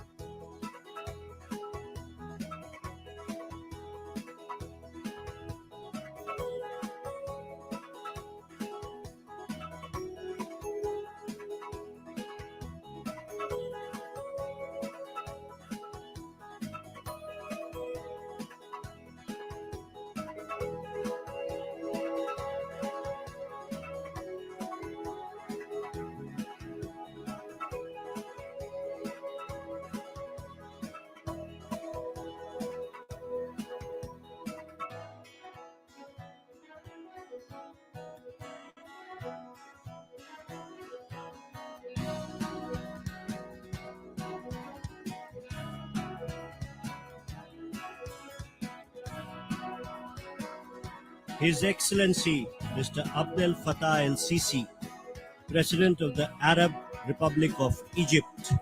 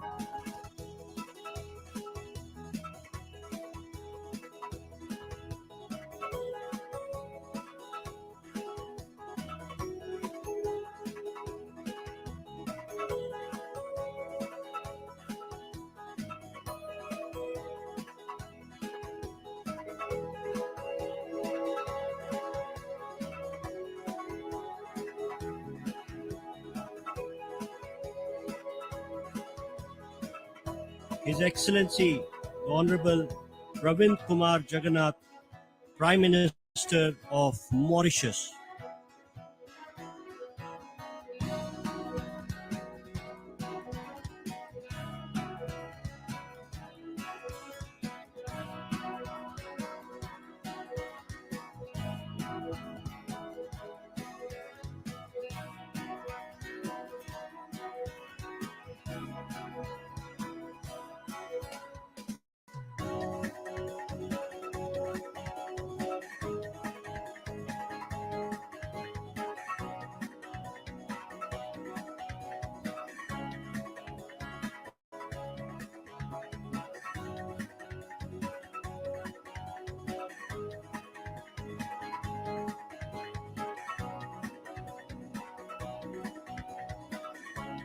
His Excellency Mr. Mark Rutte, the Prime Minister of the Kingdom of the Netherlands.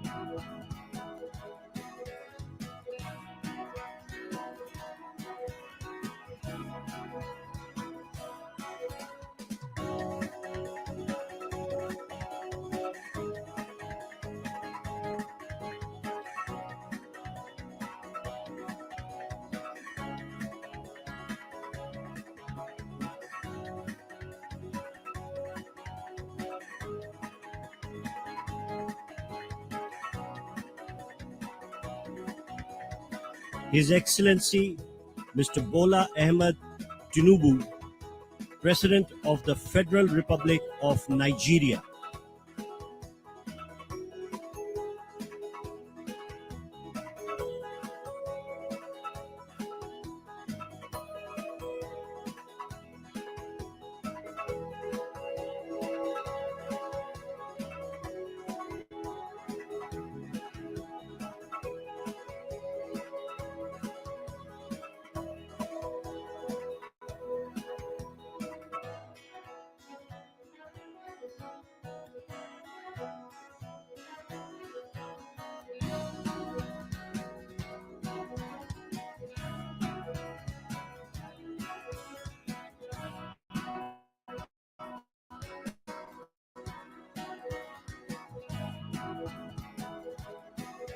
His Excellency Mr. Lee Hsien Loong, Prime Minister of the Republic of Singapore.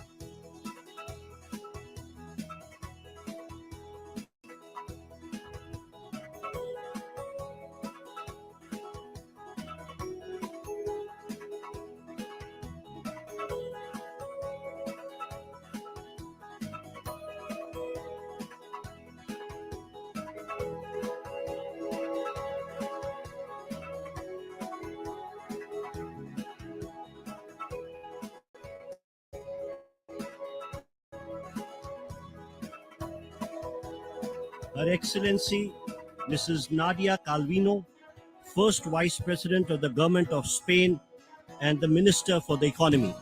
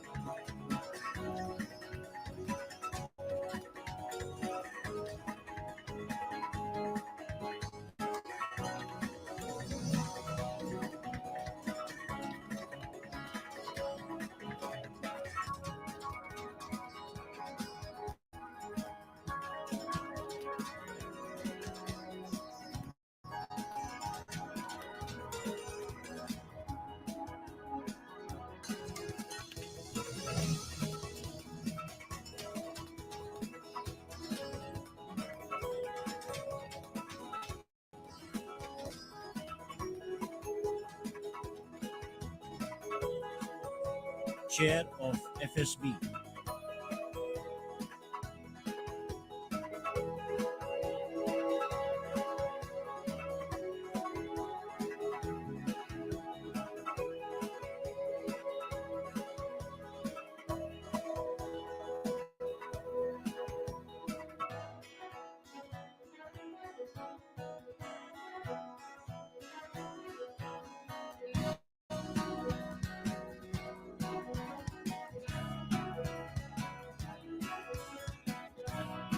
Shri Gilbert Fossoun Houngbo, ILO के महानिदेशक। Mr. Gilbert Fossum Hongu, Director General, ILO.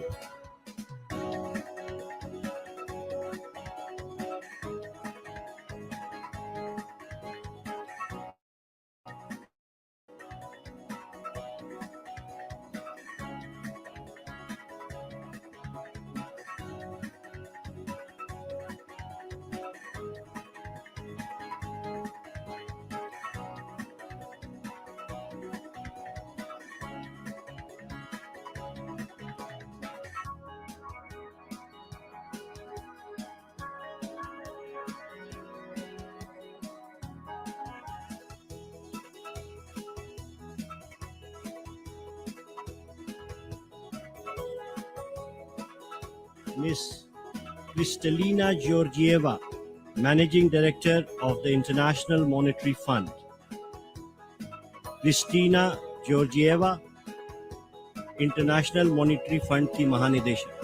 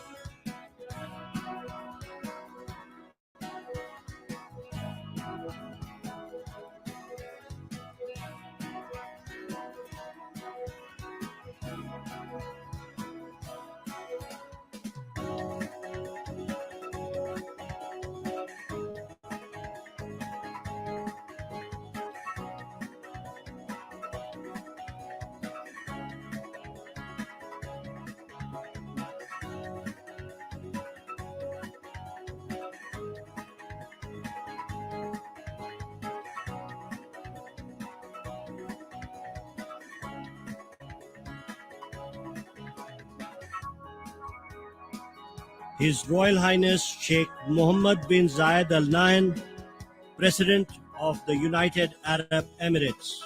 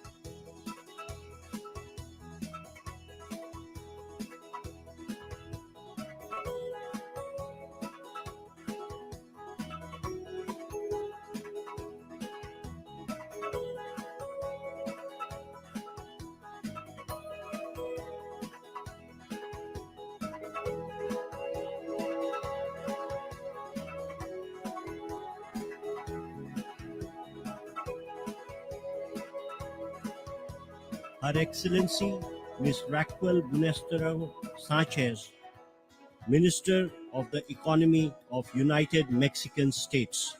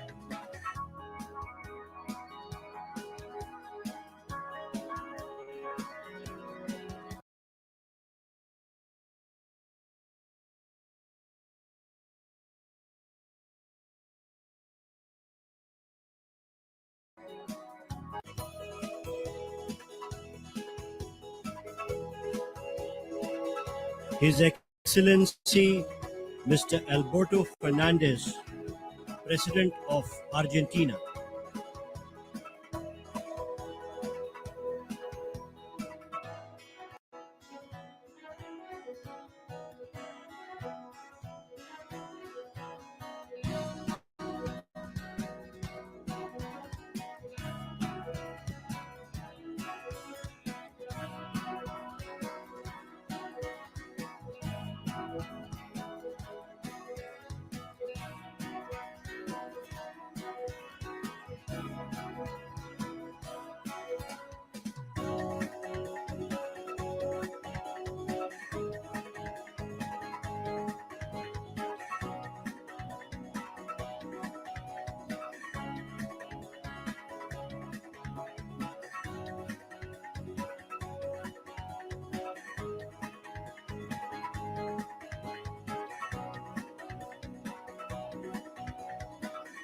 His Excellency Mr. Anthony Albanese, the Prime Minister of Australia.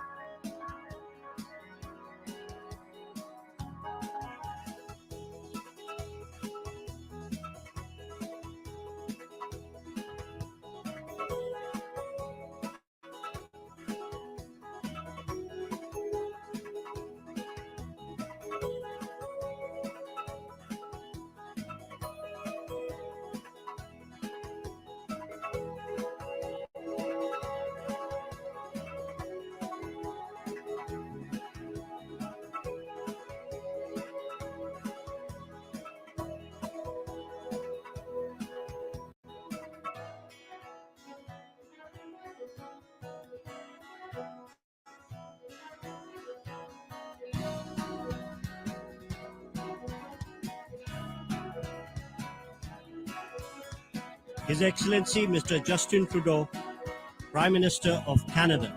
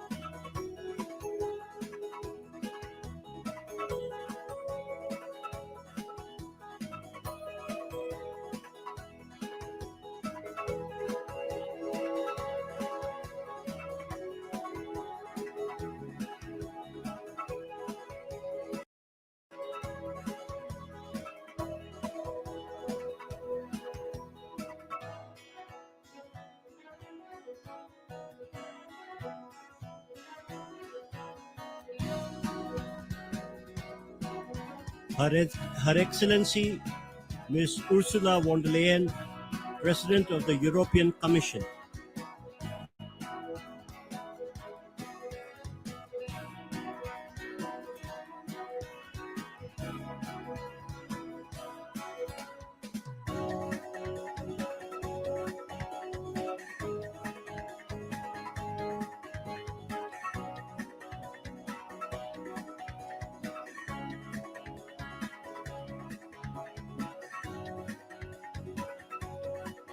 His Excellency Mr. Charles Michel, President of the European Council.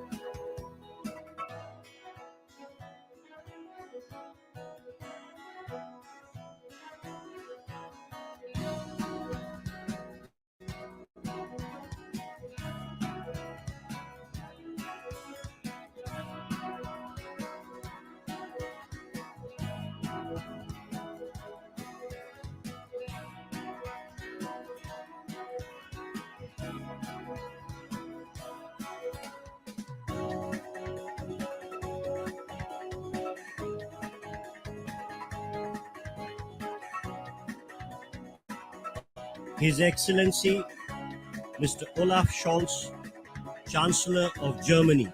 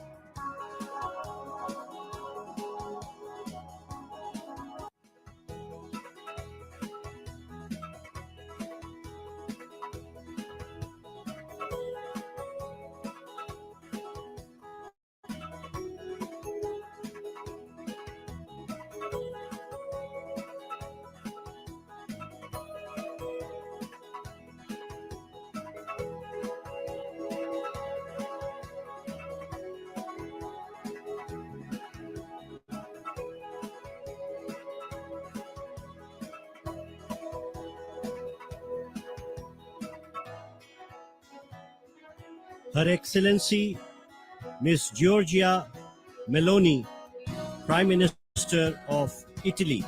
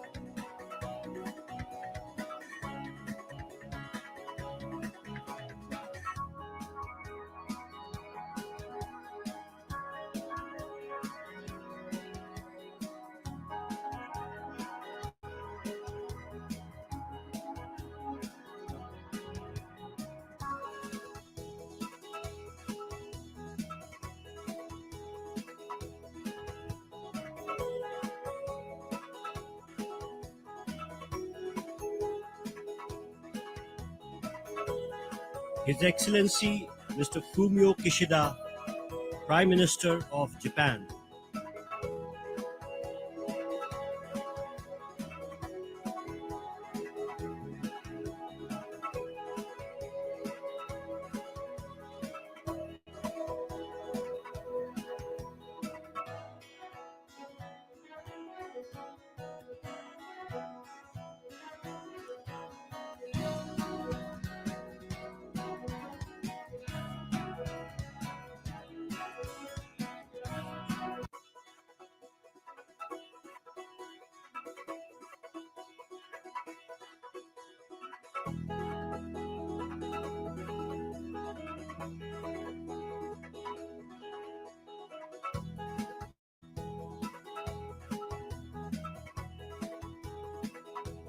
His Excellency Mr. Yoon Suk Yeol, President of the Republic of Korea.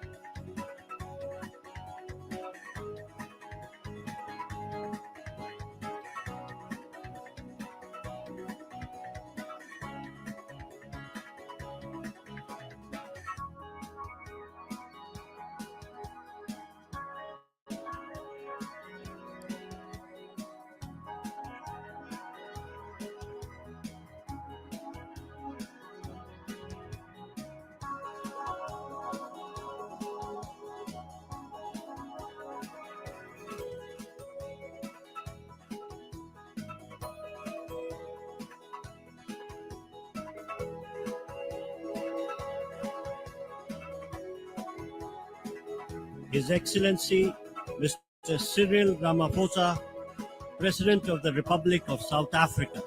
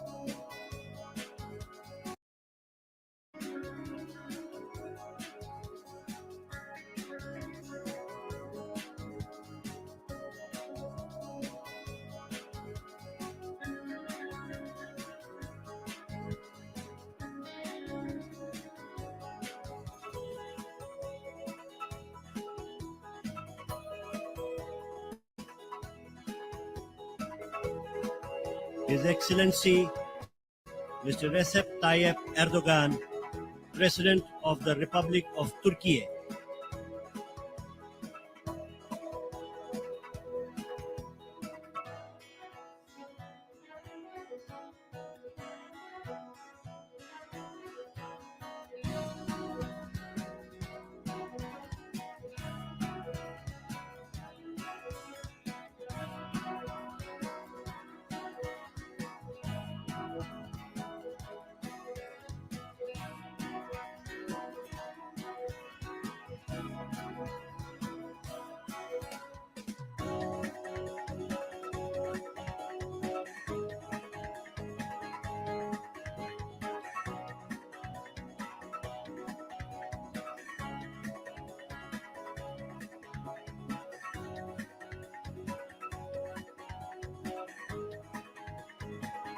The Right Honorable Rishi Sunak, Prime Minister of the United Kingdom.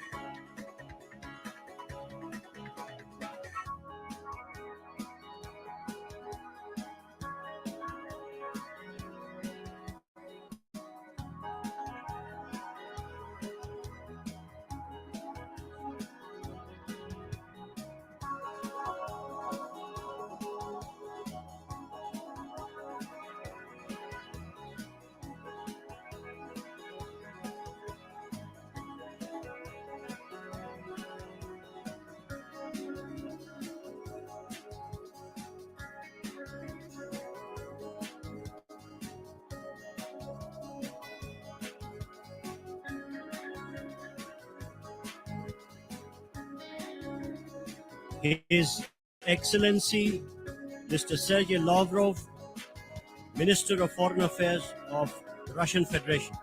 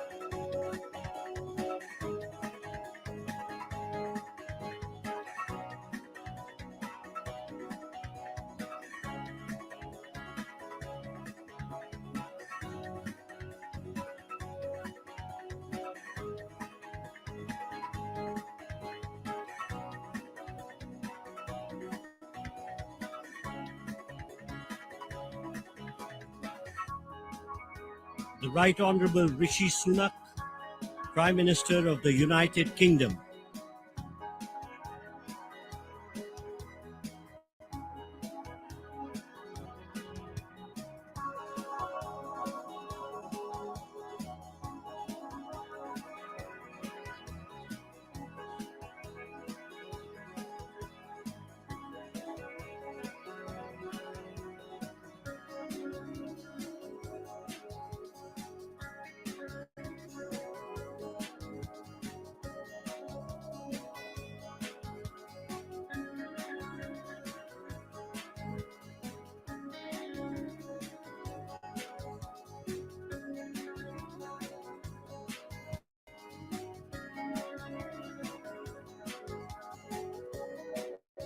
His Excellency Mr. Sergei Lavrov, Minister of Foreign Affairs of the Russian Federation.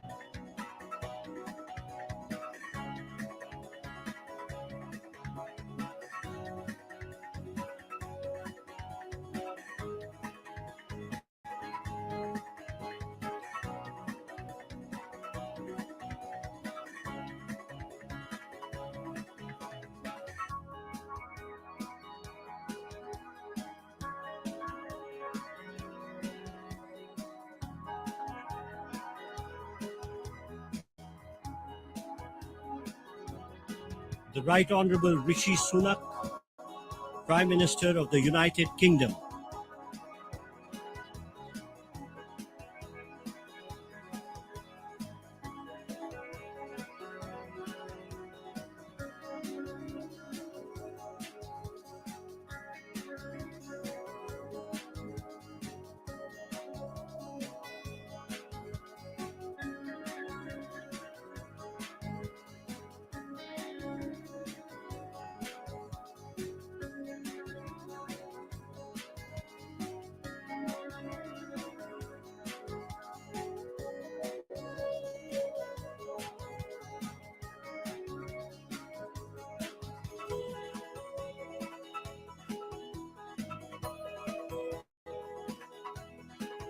His Excellency Mr. Sergei Lavrov, Minister of Foreign Affairs of Russian Federation.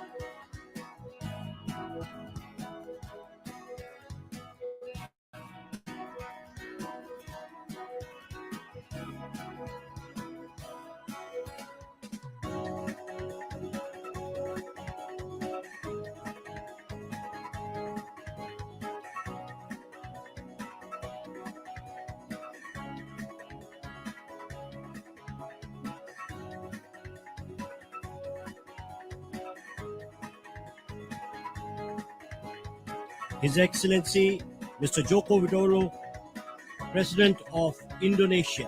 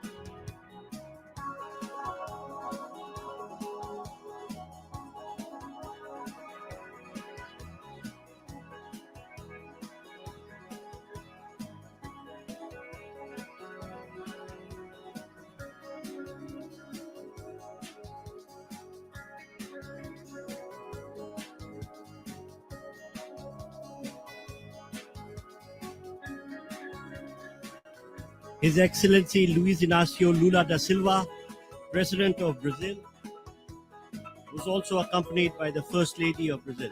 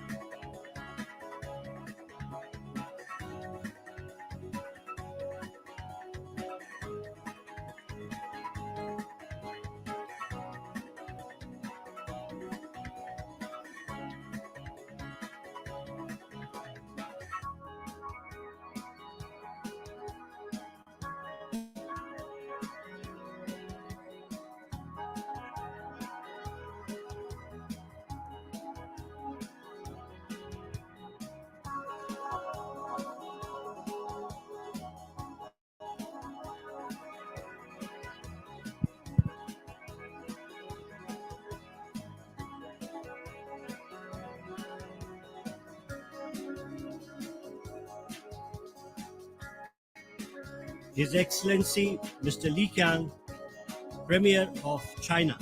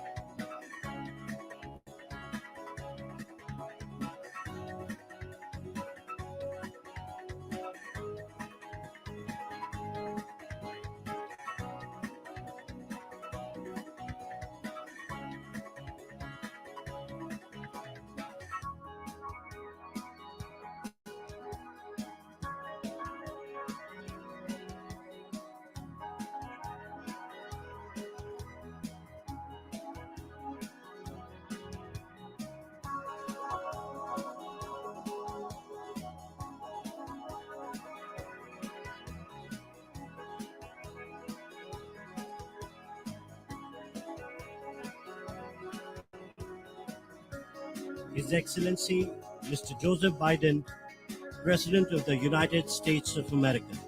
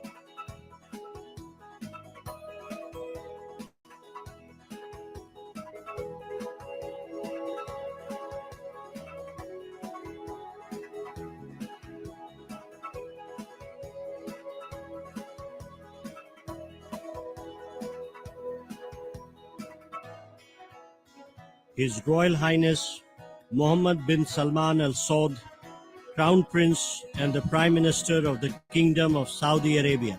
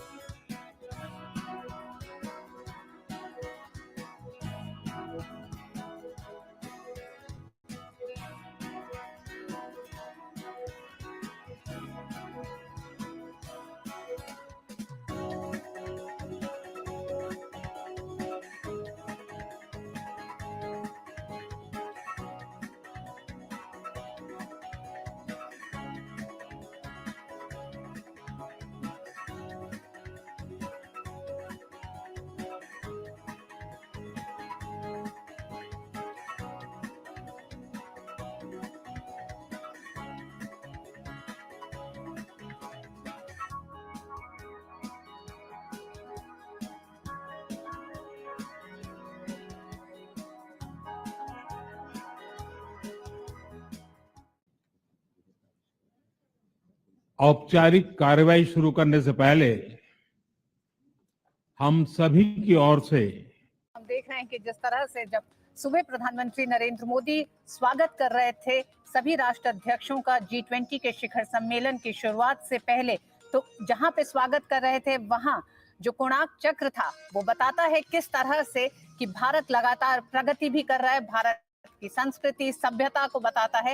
साथ ही साथ हमने देखा जिस तरह से नटराज की मूर्ति भारत मंडपम में है, वो भी भारत के उस इतिहास को ही बताती है जिसको लेकर भारत न सिर्फ तमाम मंचों पर उसकी ताकत को बताता रहा है, साथ ही साथ ये भी देखा गया है कि भारत किस तरह से इस पूरे आयोजन में भी भारत की संस्कृति और सभ्यता को दिखाता रहा। जो वर्ल्ड हेल्थ ऑर्गेनाइजेशन के director general doctor Tedros Adhanom Ghebreyesus, और ये उनकी इस वक्त प्रधानमंत्री मोदी और राष्ट्रपति द्रौपदी मुर्मू स्वागत कर रहे हैं। और निश्चित तौर से हमने देखा है कि वो पहले भी भारत आ चुके हैं।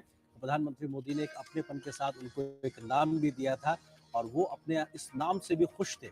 और हम जानते हैं कि उनके गुजरात दौरे के दरमियान दुनिया के पहले एक तरीके से पारंपरिक चिकित्सा के ग्लोबल सेंटर की शुरुआत भी हुई थी, जो भारत की परंपरागत चिकित्सा को भी दिखाता है और कैसे WHO ने अपने आप को उसके साथ जोड़ा था, वो भी अपने आप में बेहद महत्वपूर्ण। इस वक्त WHO के डायरेक्टर जनरल डॉक्टर घेब्रेयेसस इस वक्त तस्वीरों में आप देख रहे थे। G20 भारत 2023 की मेजबानी करता हुआ वसुधैव कुटुंबकम, निश्चित तौर से खुशनुमा माहौल और बेहतर एक तरीके से आबो हवा का भी कह सकते हैं, क्योंकि तमाम देशों के झंडे लहराते हुए एक दूसरे के साथ में लहराते हैं और ये इस बात का एहसास भी कराते हैं कि सब एक दिशा में एक साथ दुनिया की बेहतरी के लिए मिलकर चलने को तैयार नजर आ रहे हैं। तो निश्चित तौर से विश्व की बेहतरी के लिए जो कदम उठाने हैं वो इन झंडों के हिलते हुए उस कदम से भी देखा जा सकता है। और यहाँ पर तमाम मेहमानों के आने का सिलसिला लगातार जारी है और हम देख पा रहे हैं कि प्रधानमंत्री नरेंद्र मोदी और राष्ट्रपति द्रौपदी मुर्मू मंडपम, भारत मंडपम में पहुंच रहे मेहमानों का स्वागत कर रहे हैं। ये रात्रि भोज से पहले की तस्वीरें और निश्चित तौर से दिन भर एक बड़ा हार्डकोर डिप्लोमेसी का एक वक्त चला। उसके बाद से अब यहाँ पर हम देखेंगे किस प्रकार से हल्के फुल्के अंदाज में भी तमाम नेता आपस में बातचीत करते नजर आएंगे और निश्चित तौर से इस भारत मंडपम की जो तस्वीर है वो अब इस पर दुनिया भर की नजरें लगी है।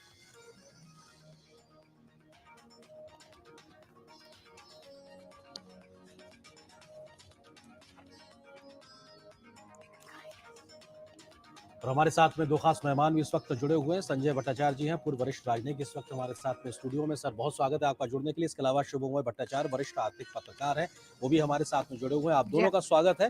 नमस्कार भट्टाचार्य जी, सबसे पहला सवाल, क्योंकि नए भारत विकसित हो रहे भारत की ये तस्वीरें अपने आप में बहुत कुछ बयां करती है। इस वक्त तस्वीरों में हम देख सकते हैं जो वर्ल्ड बैंक के प्रेसिडेंट हैं अजय बंगा साहब, जो कि एक तरीके से भारतीय मूल के हैं और उनके द्वारा इस प्रकार की जिम्मेदारी को निभाए जाना अपने स्पाउस के साथ तो इस वक्त मौजूद, और राष्ट्रपति द्रौपदी मुर्मू, प्रधानमंत्री मोदी उनके साथ में मौजूदगी, और ये दिखाता है कि कैसे विश्व की तमाम शक्तियों के प्रतिनिधि इस वक्त हमारे साथ मौजूद जुड़ रहे हैं भारत मंडपम में। जी संजय जी, क्या कहेंगे सर आप इन तस्वीरों को देखकर? ये एक बहुत ही महत्वपूर्ण क्षण है, क्योंकि G20 का जो लीडर्स डिक्लेरेशन कुछ ही समय पहले अडॉप्टेड हुआ था, और अभी उस डिप्लोमेसी से आगे जाके अपना जो संस्कृति का बात है उसको हम आगे बढ़ाते हैं। आप देखेंगे कि G20 में इस बार अर्थनीतिक अर्थशास्त्र के अलावा, राजनीतिक के अलावा जो हमारा जो कल्चरल पिलर है उसके ऊपर भी काफ़ी अहम महत्व दिया गया है। और ये एक वैसा ही प्रतीक है जो कि भारत बहुत मशहूर है अपने सिविलाइजेशन के लिए, अपने कल्चर के लिए, और ये एक वैसा मौका है जिसमें हम अपने आए हुए अतिथियों को उसका एक झलक दिखा पाए। बिल्कुल, जिस बात का आप जिक्र कर रहे हैं, भारत मंडपम पूरी तरीके से सजा हुआ है, रोशनी में नहाया हुआ है, और ये यहाँ पर मिस्र के राष्ट्रपति अब्देल फतेह अल सीसी, जो कि हमारे भारत की G20 प्रेसिडेंसी में आमंत्रित देशों की श्रेणी में मिस्र के राष्ट्रपति इस वक्त पहुंचे। हम जानते हैं कि मिस्र की कुछ दिनों पहले प्रधानमंत्री मोदी ने यात्रा की थी और उस यात्रा के दरमियान दोनों ही देशों के बीच में संबंधों को आगे बढ़ाने के लिहाज से ये बेहद महत्वपूर्ण मौका था, और कुछ समय में ही तमाम नेताओं की फिर से मुलाकात होना ये बढ़ते हुए संबंधों की गहराई को भी दर्शाता है। सर आप किस तरह से देखते हैं, कम समय में जब नेता एक दूसरे से मिलते हैं तो उसका एक ज्यादा इम्पैक्ट नजर आता है? भट्टाचार्य, प्रेसिडेंट सीसी को देखकर मुझे बेहद खुशी हुई, क्योंकि मैं मिस्र में राजदूत रहा हूँ, और हमारे जो संबंध है वो बहुत ही निकट और घनिष्ठ और मजबूत है। अभी कुछ दिन पहले हम लोगों ने उसको एक स्ट्रेटेजिक पार्टनरशिप का भी रूप दिया।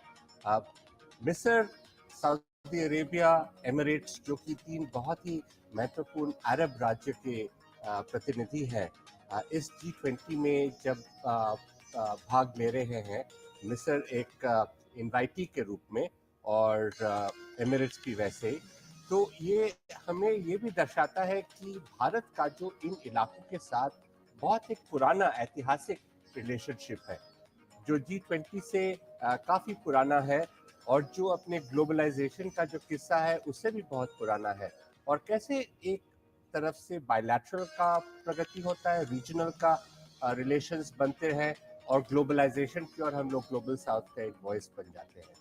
जी हाँ, ये तस्वीरें जो हैं, ये तस्वीरें बहुत कुछ कहती हैं। जिस तरह से हम देखते हैं कि जो भारत का एक जो भाव है अतिथियों के प्रति, वो प्रधानमंत्री के उस पूरे एक तरह से अंदाज में दिखाई देता है।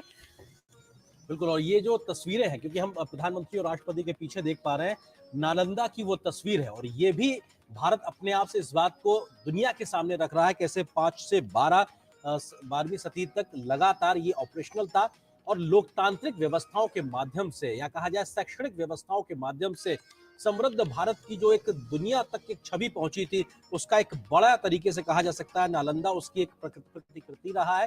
सर किस तरह से आप देखते हैं, जब ये सिंबॉलिक ही नहीं होता, ये अपने आप में बेहद महत्वपूर्ण होता है, क्योंकि जब आप नालंदा का एक बैकड्रॉप रखते हैं पीछे, आप दुनिया को क्या संदेश दे रहे हैं?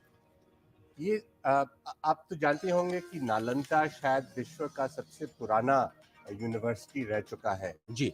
नालंदा, विक्रमशिल, तक्षशिला, ये ऐसे यूनिवर्सिटीज थे जहाँ पे देश विदेश से पूर्व से चीन, जापान, कोरिया, उस इलाकों से और फिर पश्चिम से जहाँ की अरब देश अभी हैं, वहाँ से लोग यहाँ पे आते थे अध्ययन के लिए। और उस समय इतना एक कंपटीशन था कि नालंदा में कैसे वो लोग एडमिशन पाए। और उस समय का जो हमारा विज्ञान था, अपना जो फिलॉसफी था, जो हिस्ट्री का जो डायलेक्टिक्स था, उसका जो अध्ययन होता था, वो सारे विश्व में प्रभाव किया हुआ है। जी, आज अगर आप देखें कि साउथ ईस्ट एशिया का जो राज्य है, जहाँ पे हिंदू और बौद्ध धर्म का बहुत भारी प्रभाव है, वो ऐसे ही यूनिवर्सिटी से बाहर चल सर के आपको हुआ विनम्रता था। से रुको, क्योंकि जब नालंदा की बात करते हैं, इस इलाके की बात करते हैं, भगवान बुद्ध और भगवान महावीर का नाम स्वतः मन में आता है। और भारत ये हमेशा से कहता है, ये भगवान बुद्ध का जो शांति का संदेश है वो दुनिया भर में आगे बढ़ाता है। तो विश्व शांति की बात को वैश्विक मंचों पर सबसे मुखरता से रखने वाला देश भारत, अगर वो महावीर भगवान बुद्ध के नालंदा के लोकतांत्रिक व्यवस्थाओं के बैकड्रॉप में खड़े होकर विश्व नेताओं का स्वागत करता है, तो ये अपने आप में बहुत कुछ बयां करता है। और संभवतः मॉरिशस के प्रधानमंत्री इस वक्त मौजूद हैं, जिनका वो स्वागत कर रहे हैं, प्रधानमंत्री मोदी और राष्ट्रपति द्रौपदी मुर्मू जी। और निश्चित तौर से ये तमाम विश्व के नेताओं के आने का सिलसिला लगातार प्रविंद्र जारी है। जुगन्नाथ का स्वागत किया जा रहा है, प्रधानमंत्री मॉरिशस के नरेंद्र मोदी और राष्ट्रपति द्रौपदी मुर्मू। हमारे साथ में शुभमोय भट्टाचार्य जी भी जुड़े हुए हैं। शुभमोय जी, ये भी बहुत महत्वपूर्ण होता है कि जब आप विश्व नेताओं का स्वागत कर रहे हैं तो आपके पीछे की जो तस्वीर है वो भी एक बड़ा संदेश देती है कि आप आज नहीं, आप कितने पुराने विश्व गुरु रहे हैं, आपने दुनिया को क्या कुछ दिया है। लोकतांत्रिक व्यवस्थाएं आपकी आज की नहीं है, दुनिया में कितनी सदियों पुरानी है। शुभमोय जी। हाँ बिल्कुल, और साथ में आपकी जो प्रतिष्ठा वो सिर्फ आज ही से नहीं बनता है, वो आपके पुराने चाल चलन वगैरह सब कुछ से बनता है। और ये बहुत बड़ा चीज है कि भारतीय सभ्यता, भारतीय संस्कृति, जिसमें हम लाइफ का, हम खासकर जो उसका जिक्र G20 डिक्लेरेशन में किया गया है, ये लाइफ भारतीय व्यवस्था से कुछ अच्छी तरह से जुड़ा हुआ है कि एनवायरनमेंट, पॉजिटिव एनवायरनमेंट के साथ सस्टेनेबिलिटी मान के हम जो चलते हैं, उनका पूरा कनेक्शन इसी हमारे, यही हमारा धरोहर है। और ये एक बहुत बड़ा चीज है जिसको हमने इस बारी सामने रखने में सक्षम हुए हैं। और ये बहुत बड़ा, आप जैसे कनेक्शन कर रहे थे कि आप पुरानी सभ्यता के साथ नई सभ्यता, नई ऊर्जा, दोनों का मिश्रण एक बहुत बड़ा पहलू होगा। बिल्कुल, और एक बहुत बड़ा पहलू होगा। और कैसे दुनिया के सबसे बड़े कन्वेंशन सेंटर में भारतीयता साफ तौर से दिखाई पड़ रही है, झलक रही है, जहां पे अष्टधातु की मूर्ति के साथ में नटराज की मौजूदगी ये बताती है कि किस प्रकार की स्थितियां, परिस्थितियों के साथ में भारत ने अपने आप को विश्व गुरु के तौर पर स्थापित किया था। उसकी जड़ों में कहीं ना कहीं लोकतांत्रिक व्यवस्थाएं हैं। तमाम ऐसी व्यवस्थाओं के साथ में वो समाहित रहा है, जिसको लेकर दुनिया आज काफी कुछ हासिल करने की कोशिश कर रही, क्योंकि परंपरागत चिकित्सा की बात हो या फिर अपना ज्ञान की बात हो। इस वक्त तस्वीरों में बांग्लादेश की प्रधानमंत्री शेख हसीना, उनका स्वागत करते हुए प्रधानमंत्री नरेंद्र मोदी और उनके साथ में राष्ट्रपति द्रौपदी मुर्मू, और निश्चित तौर से हमारे पड़ोसी मुल्क बांग्लादेश से आई हमारी प्रधानमंत्री शेख हसीना। और ये खुशनुमा तस्वीर, भट्टाचार्य जी, किस तरह से आप देखते हैं आप इसको? ये बहुत ही महत्वपूर्ण है। कल प्रधानमंत्री जी ने शेख हसीना के साथ बायलैटरल मीटिंग भी किया था। ये हमारे बहुत ही घनिष्ठ नेबर है, हमारे साथ इनका बहुत लंबा नाता है। और हमारा जो नेबरहुड के प्रति जो एक प्रायोरिटी है जी, हमारा जो बांग्लादेश के साथ जो रिलेशंस है, उससे ये उभर के आता है। और बंगबंधु का जो ख्याल आया जी, था, जी, आप बात जो कि मैं कहना चाहता था कि जैसे आप देख रहे हैं ये लोग आ रहे हैं, इसमें एक और भी झलक आता है कि भारतीय प्रवासी जो है वो भी देश विदेश में जाकर एक बहुत इम्पोर्टेंट स्तर पर पहुंच चुके हैं। आपने देखा वो वर्ल्ड बैंक के चीफ जो है बंगा, वो वहाँ पे थे, वो प्रवासी हैं। अनिरुद्ध जगन्नाथ मॉरिशस के जो प्रधानमंत्री है, कुछ देर बाद आप देखेंगे कि यूके के भी प्रधानमंत्री आएंगे, वो भी प्रवासी है। हमारा जो एक संस्कृति है जो कि हम लोगों ने देश विदेश में फैलाया हुआ है, और वहाँ के जो अपना संस्कृति है उनके साथ वो मिल चुके हैं, लेकिन एक भारतीयता का जो है वो एसेंस वो उनके साथ रह जाता है। और ये भी बड़े सुंदर तरह से इस पे नजर आ रहा है। बिल्कुल, और ये अपने आप में तमाम तस्वीरें इस बात को बयां करने के लिए काफी हैं कि कैसे भारत अपनी मेजबानी में G20 की अध्यक्षता में वैश्विक समस्याओं के समाधान के लिए आगे बढ़ता नजर आया और एक कंसेंसस बनाता नजर आया। शुभमोय भट्टाचार्य जी भी हमारे साथ जुड़े हुए हैं। शुभमोय जी, आपको लगता है कि दिल्ली डिक्लेरेशन को लेकर सहमति बनना ये भी भारत की बढ़ती क्षमताओं को सीधे तौर से दिखाता है? शुभमोय जी।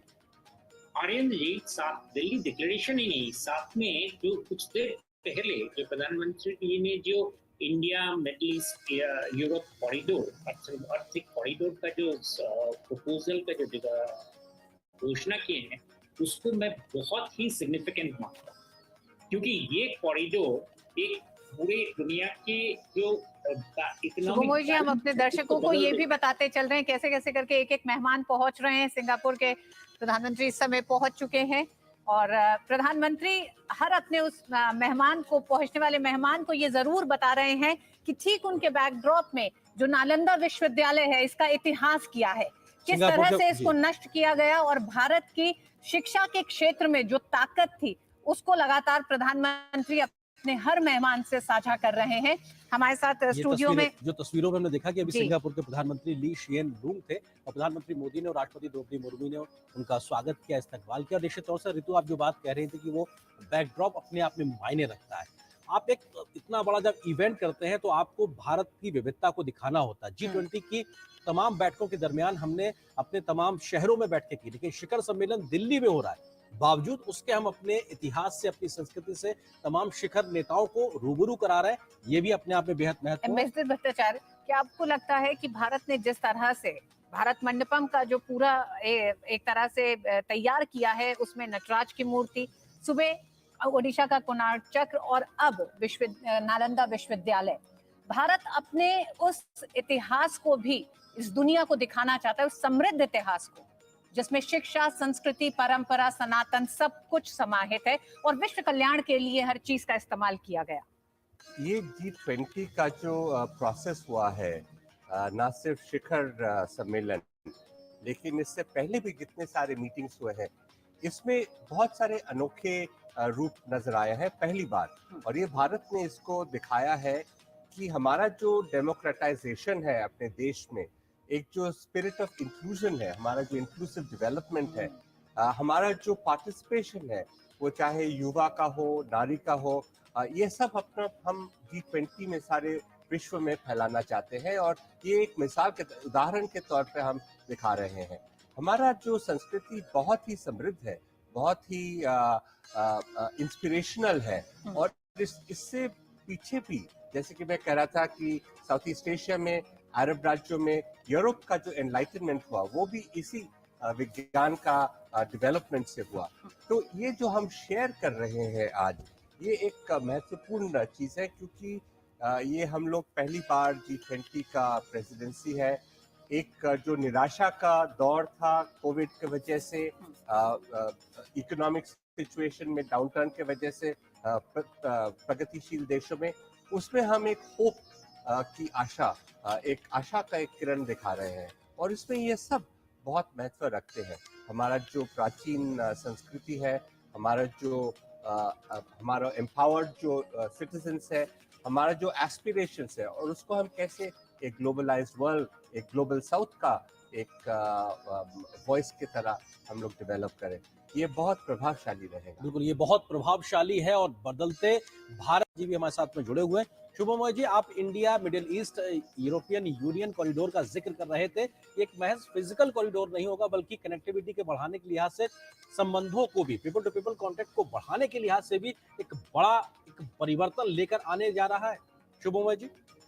बिल्कुल, और इसको अगर आप हर पहलू में देखें, ये वाला जो कॉरिडोर जिसकी बातें हुई है, ये मैं इसीलिए कह रहा हूँ क्योंकि इसमें मेजबान भारत, साथ में सऊदी अरेबिया, अमेरिका राष्ट्रपति जो बाइडेन, तीनों का प्रेजेंस में ये कॉरिडोर का अनाउंसमेंट एक और दूसरा किसी प्रोजेक्ट से कहीं ज्यादा है, क्योंकि इसमें एक इकोनॉमिक अलायंस का, आपने कहा, बिल्कुल कहा कि लोगों के साथ में आने का और ये भाव विनिमय, कल्चर वगैरह बहुत सारी चीजों का, और उसके पूरे सबके पीछे सशक्त एक आर्थिक बुनियाद, जो कनेक्टिविटी का जो तैयार हो रहा है, ये इसके जो हर स्टेप्स हैं वो आने वाले दिनों में हमको दिखेंगे। और मैं समझता हूँ क्योंकि इसके पहले कुछ और कॉरिडोर्स की बात हुई थी हमारे प्रतिवेशी राज्यों वगैरह ने, जो जिसकी वजह से दुनिया में काफी डिस्टरबेंस आया था, उसको काउंटर करते हुए ये कॉरिडोर की जो घोषणा है, मैं मानता हूं कि दिल्ली डिक्लेरेशन के साथ साथ इसका भी बहुत बड़ा अहमियत, क्योंकि इससे आप अगर इसका कल्पना कीजिए, अगर हम रेल लिंक की ही बात करें या फिजिकल कोई भी कॉरिडोर की बात करें, तो ये किन देशों के बीच में से जा रहा है और उससे भारत क्या मैसेज, क्या संदेश दे रहा है दुनिया को कि this is not the era of war जी, उसका एक बहुत बड़ा सशक्त रूप में देशों को अपने कोऑपरेशन के लिए हाथ बढ़ाना। तो मुझे तो लगता है कि ये इसकी घोषणा का जो हर स्टेप्स होंगे, इसके बड़ बिंदु में इतने सारे इन्वेस्टमेंट्स वगैरह के छवि आएंगे कि वो पूरी दुनिया के, जैसे मैं कह रहा था कि पूरी दुनिया का अर्थव्यवस्था के लिए ये अभी थोड़ी देर पहले संजय जो बोल रहे थे कि इस पूरी हताशा का जो माहौल था उसको बदलने में ये बहुत बड़ा कामगार कदम सिद्ध हुआ। जी बिल्कुल। और मेहमानों के आने का सिलसिला लगातार जारी है और ये आप देख सकते हैं कि भारत मंडपम में रात्रि भोज के आयोजन के समय प्रधानमंत्री मोदी और राष्ट्रपति द्रौपदी मुर्मू विश्व नेताओं का स्वागत करते हुए, और ये एक मौका है भारत की समृद्ध विरासत के साथ भी रूबरू कराने का। परिचय सिर्फ उस लिहाज से नहीं जहां पे दो देशों के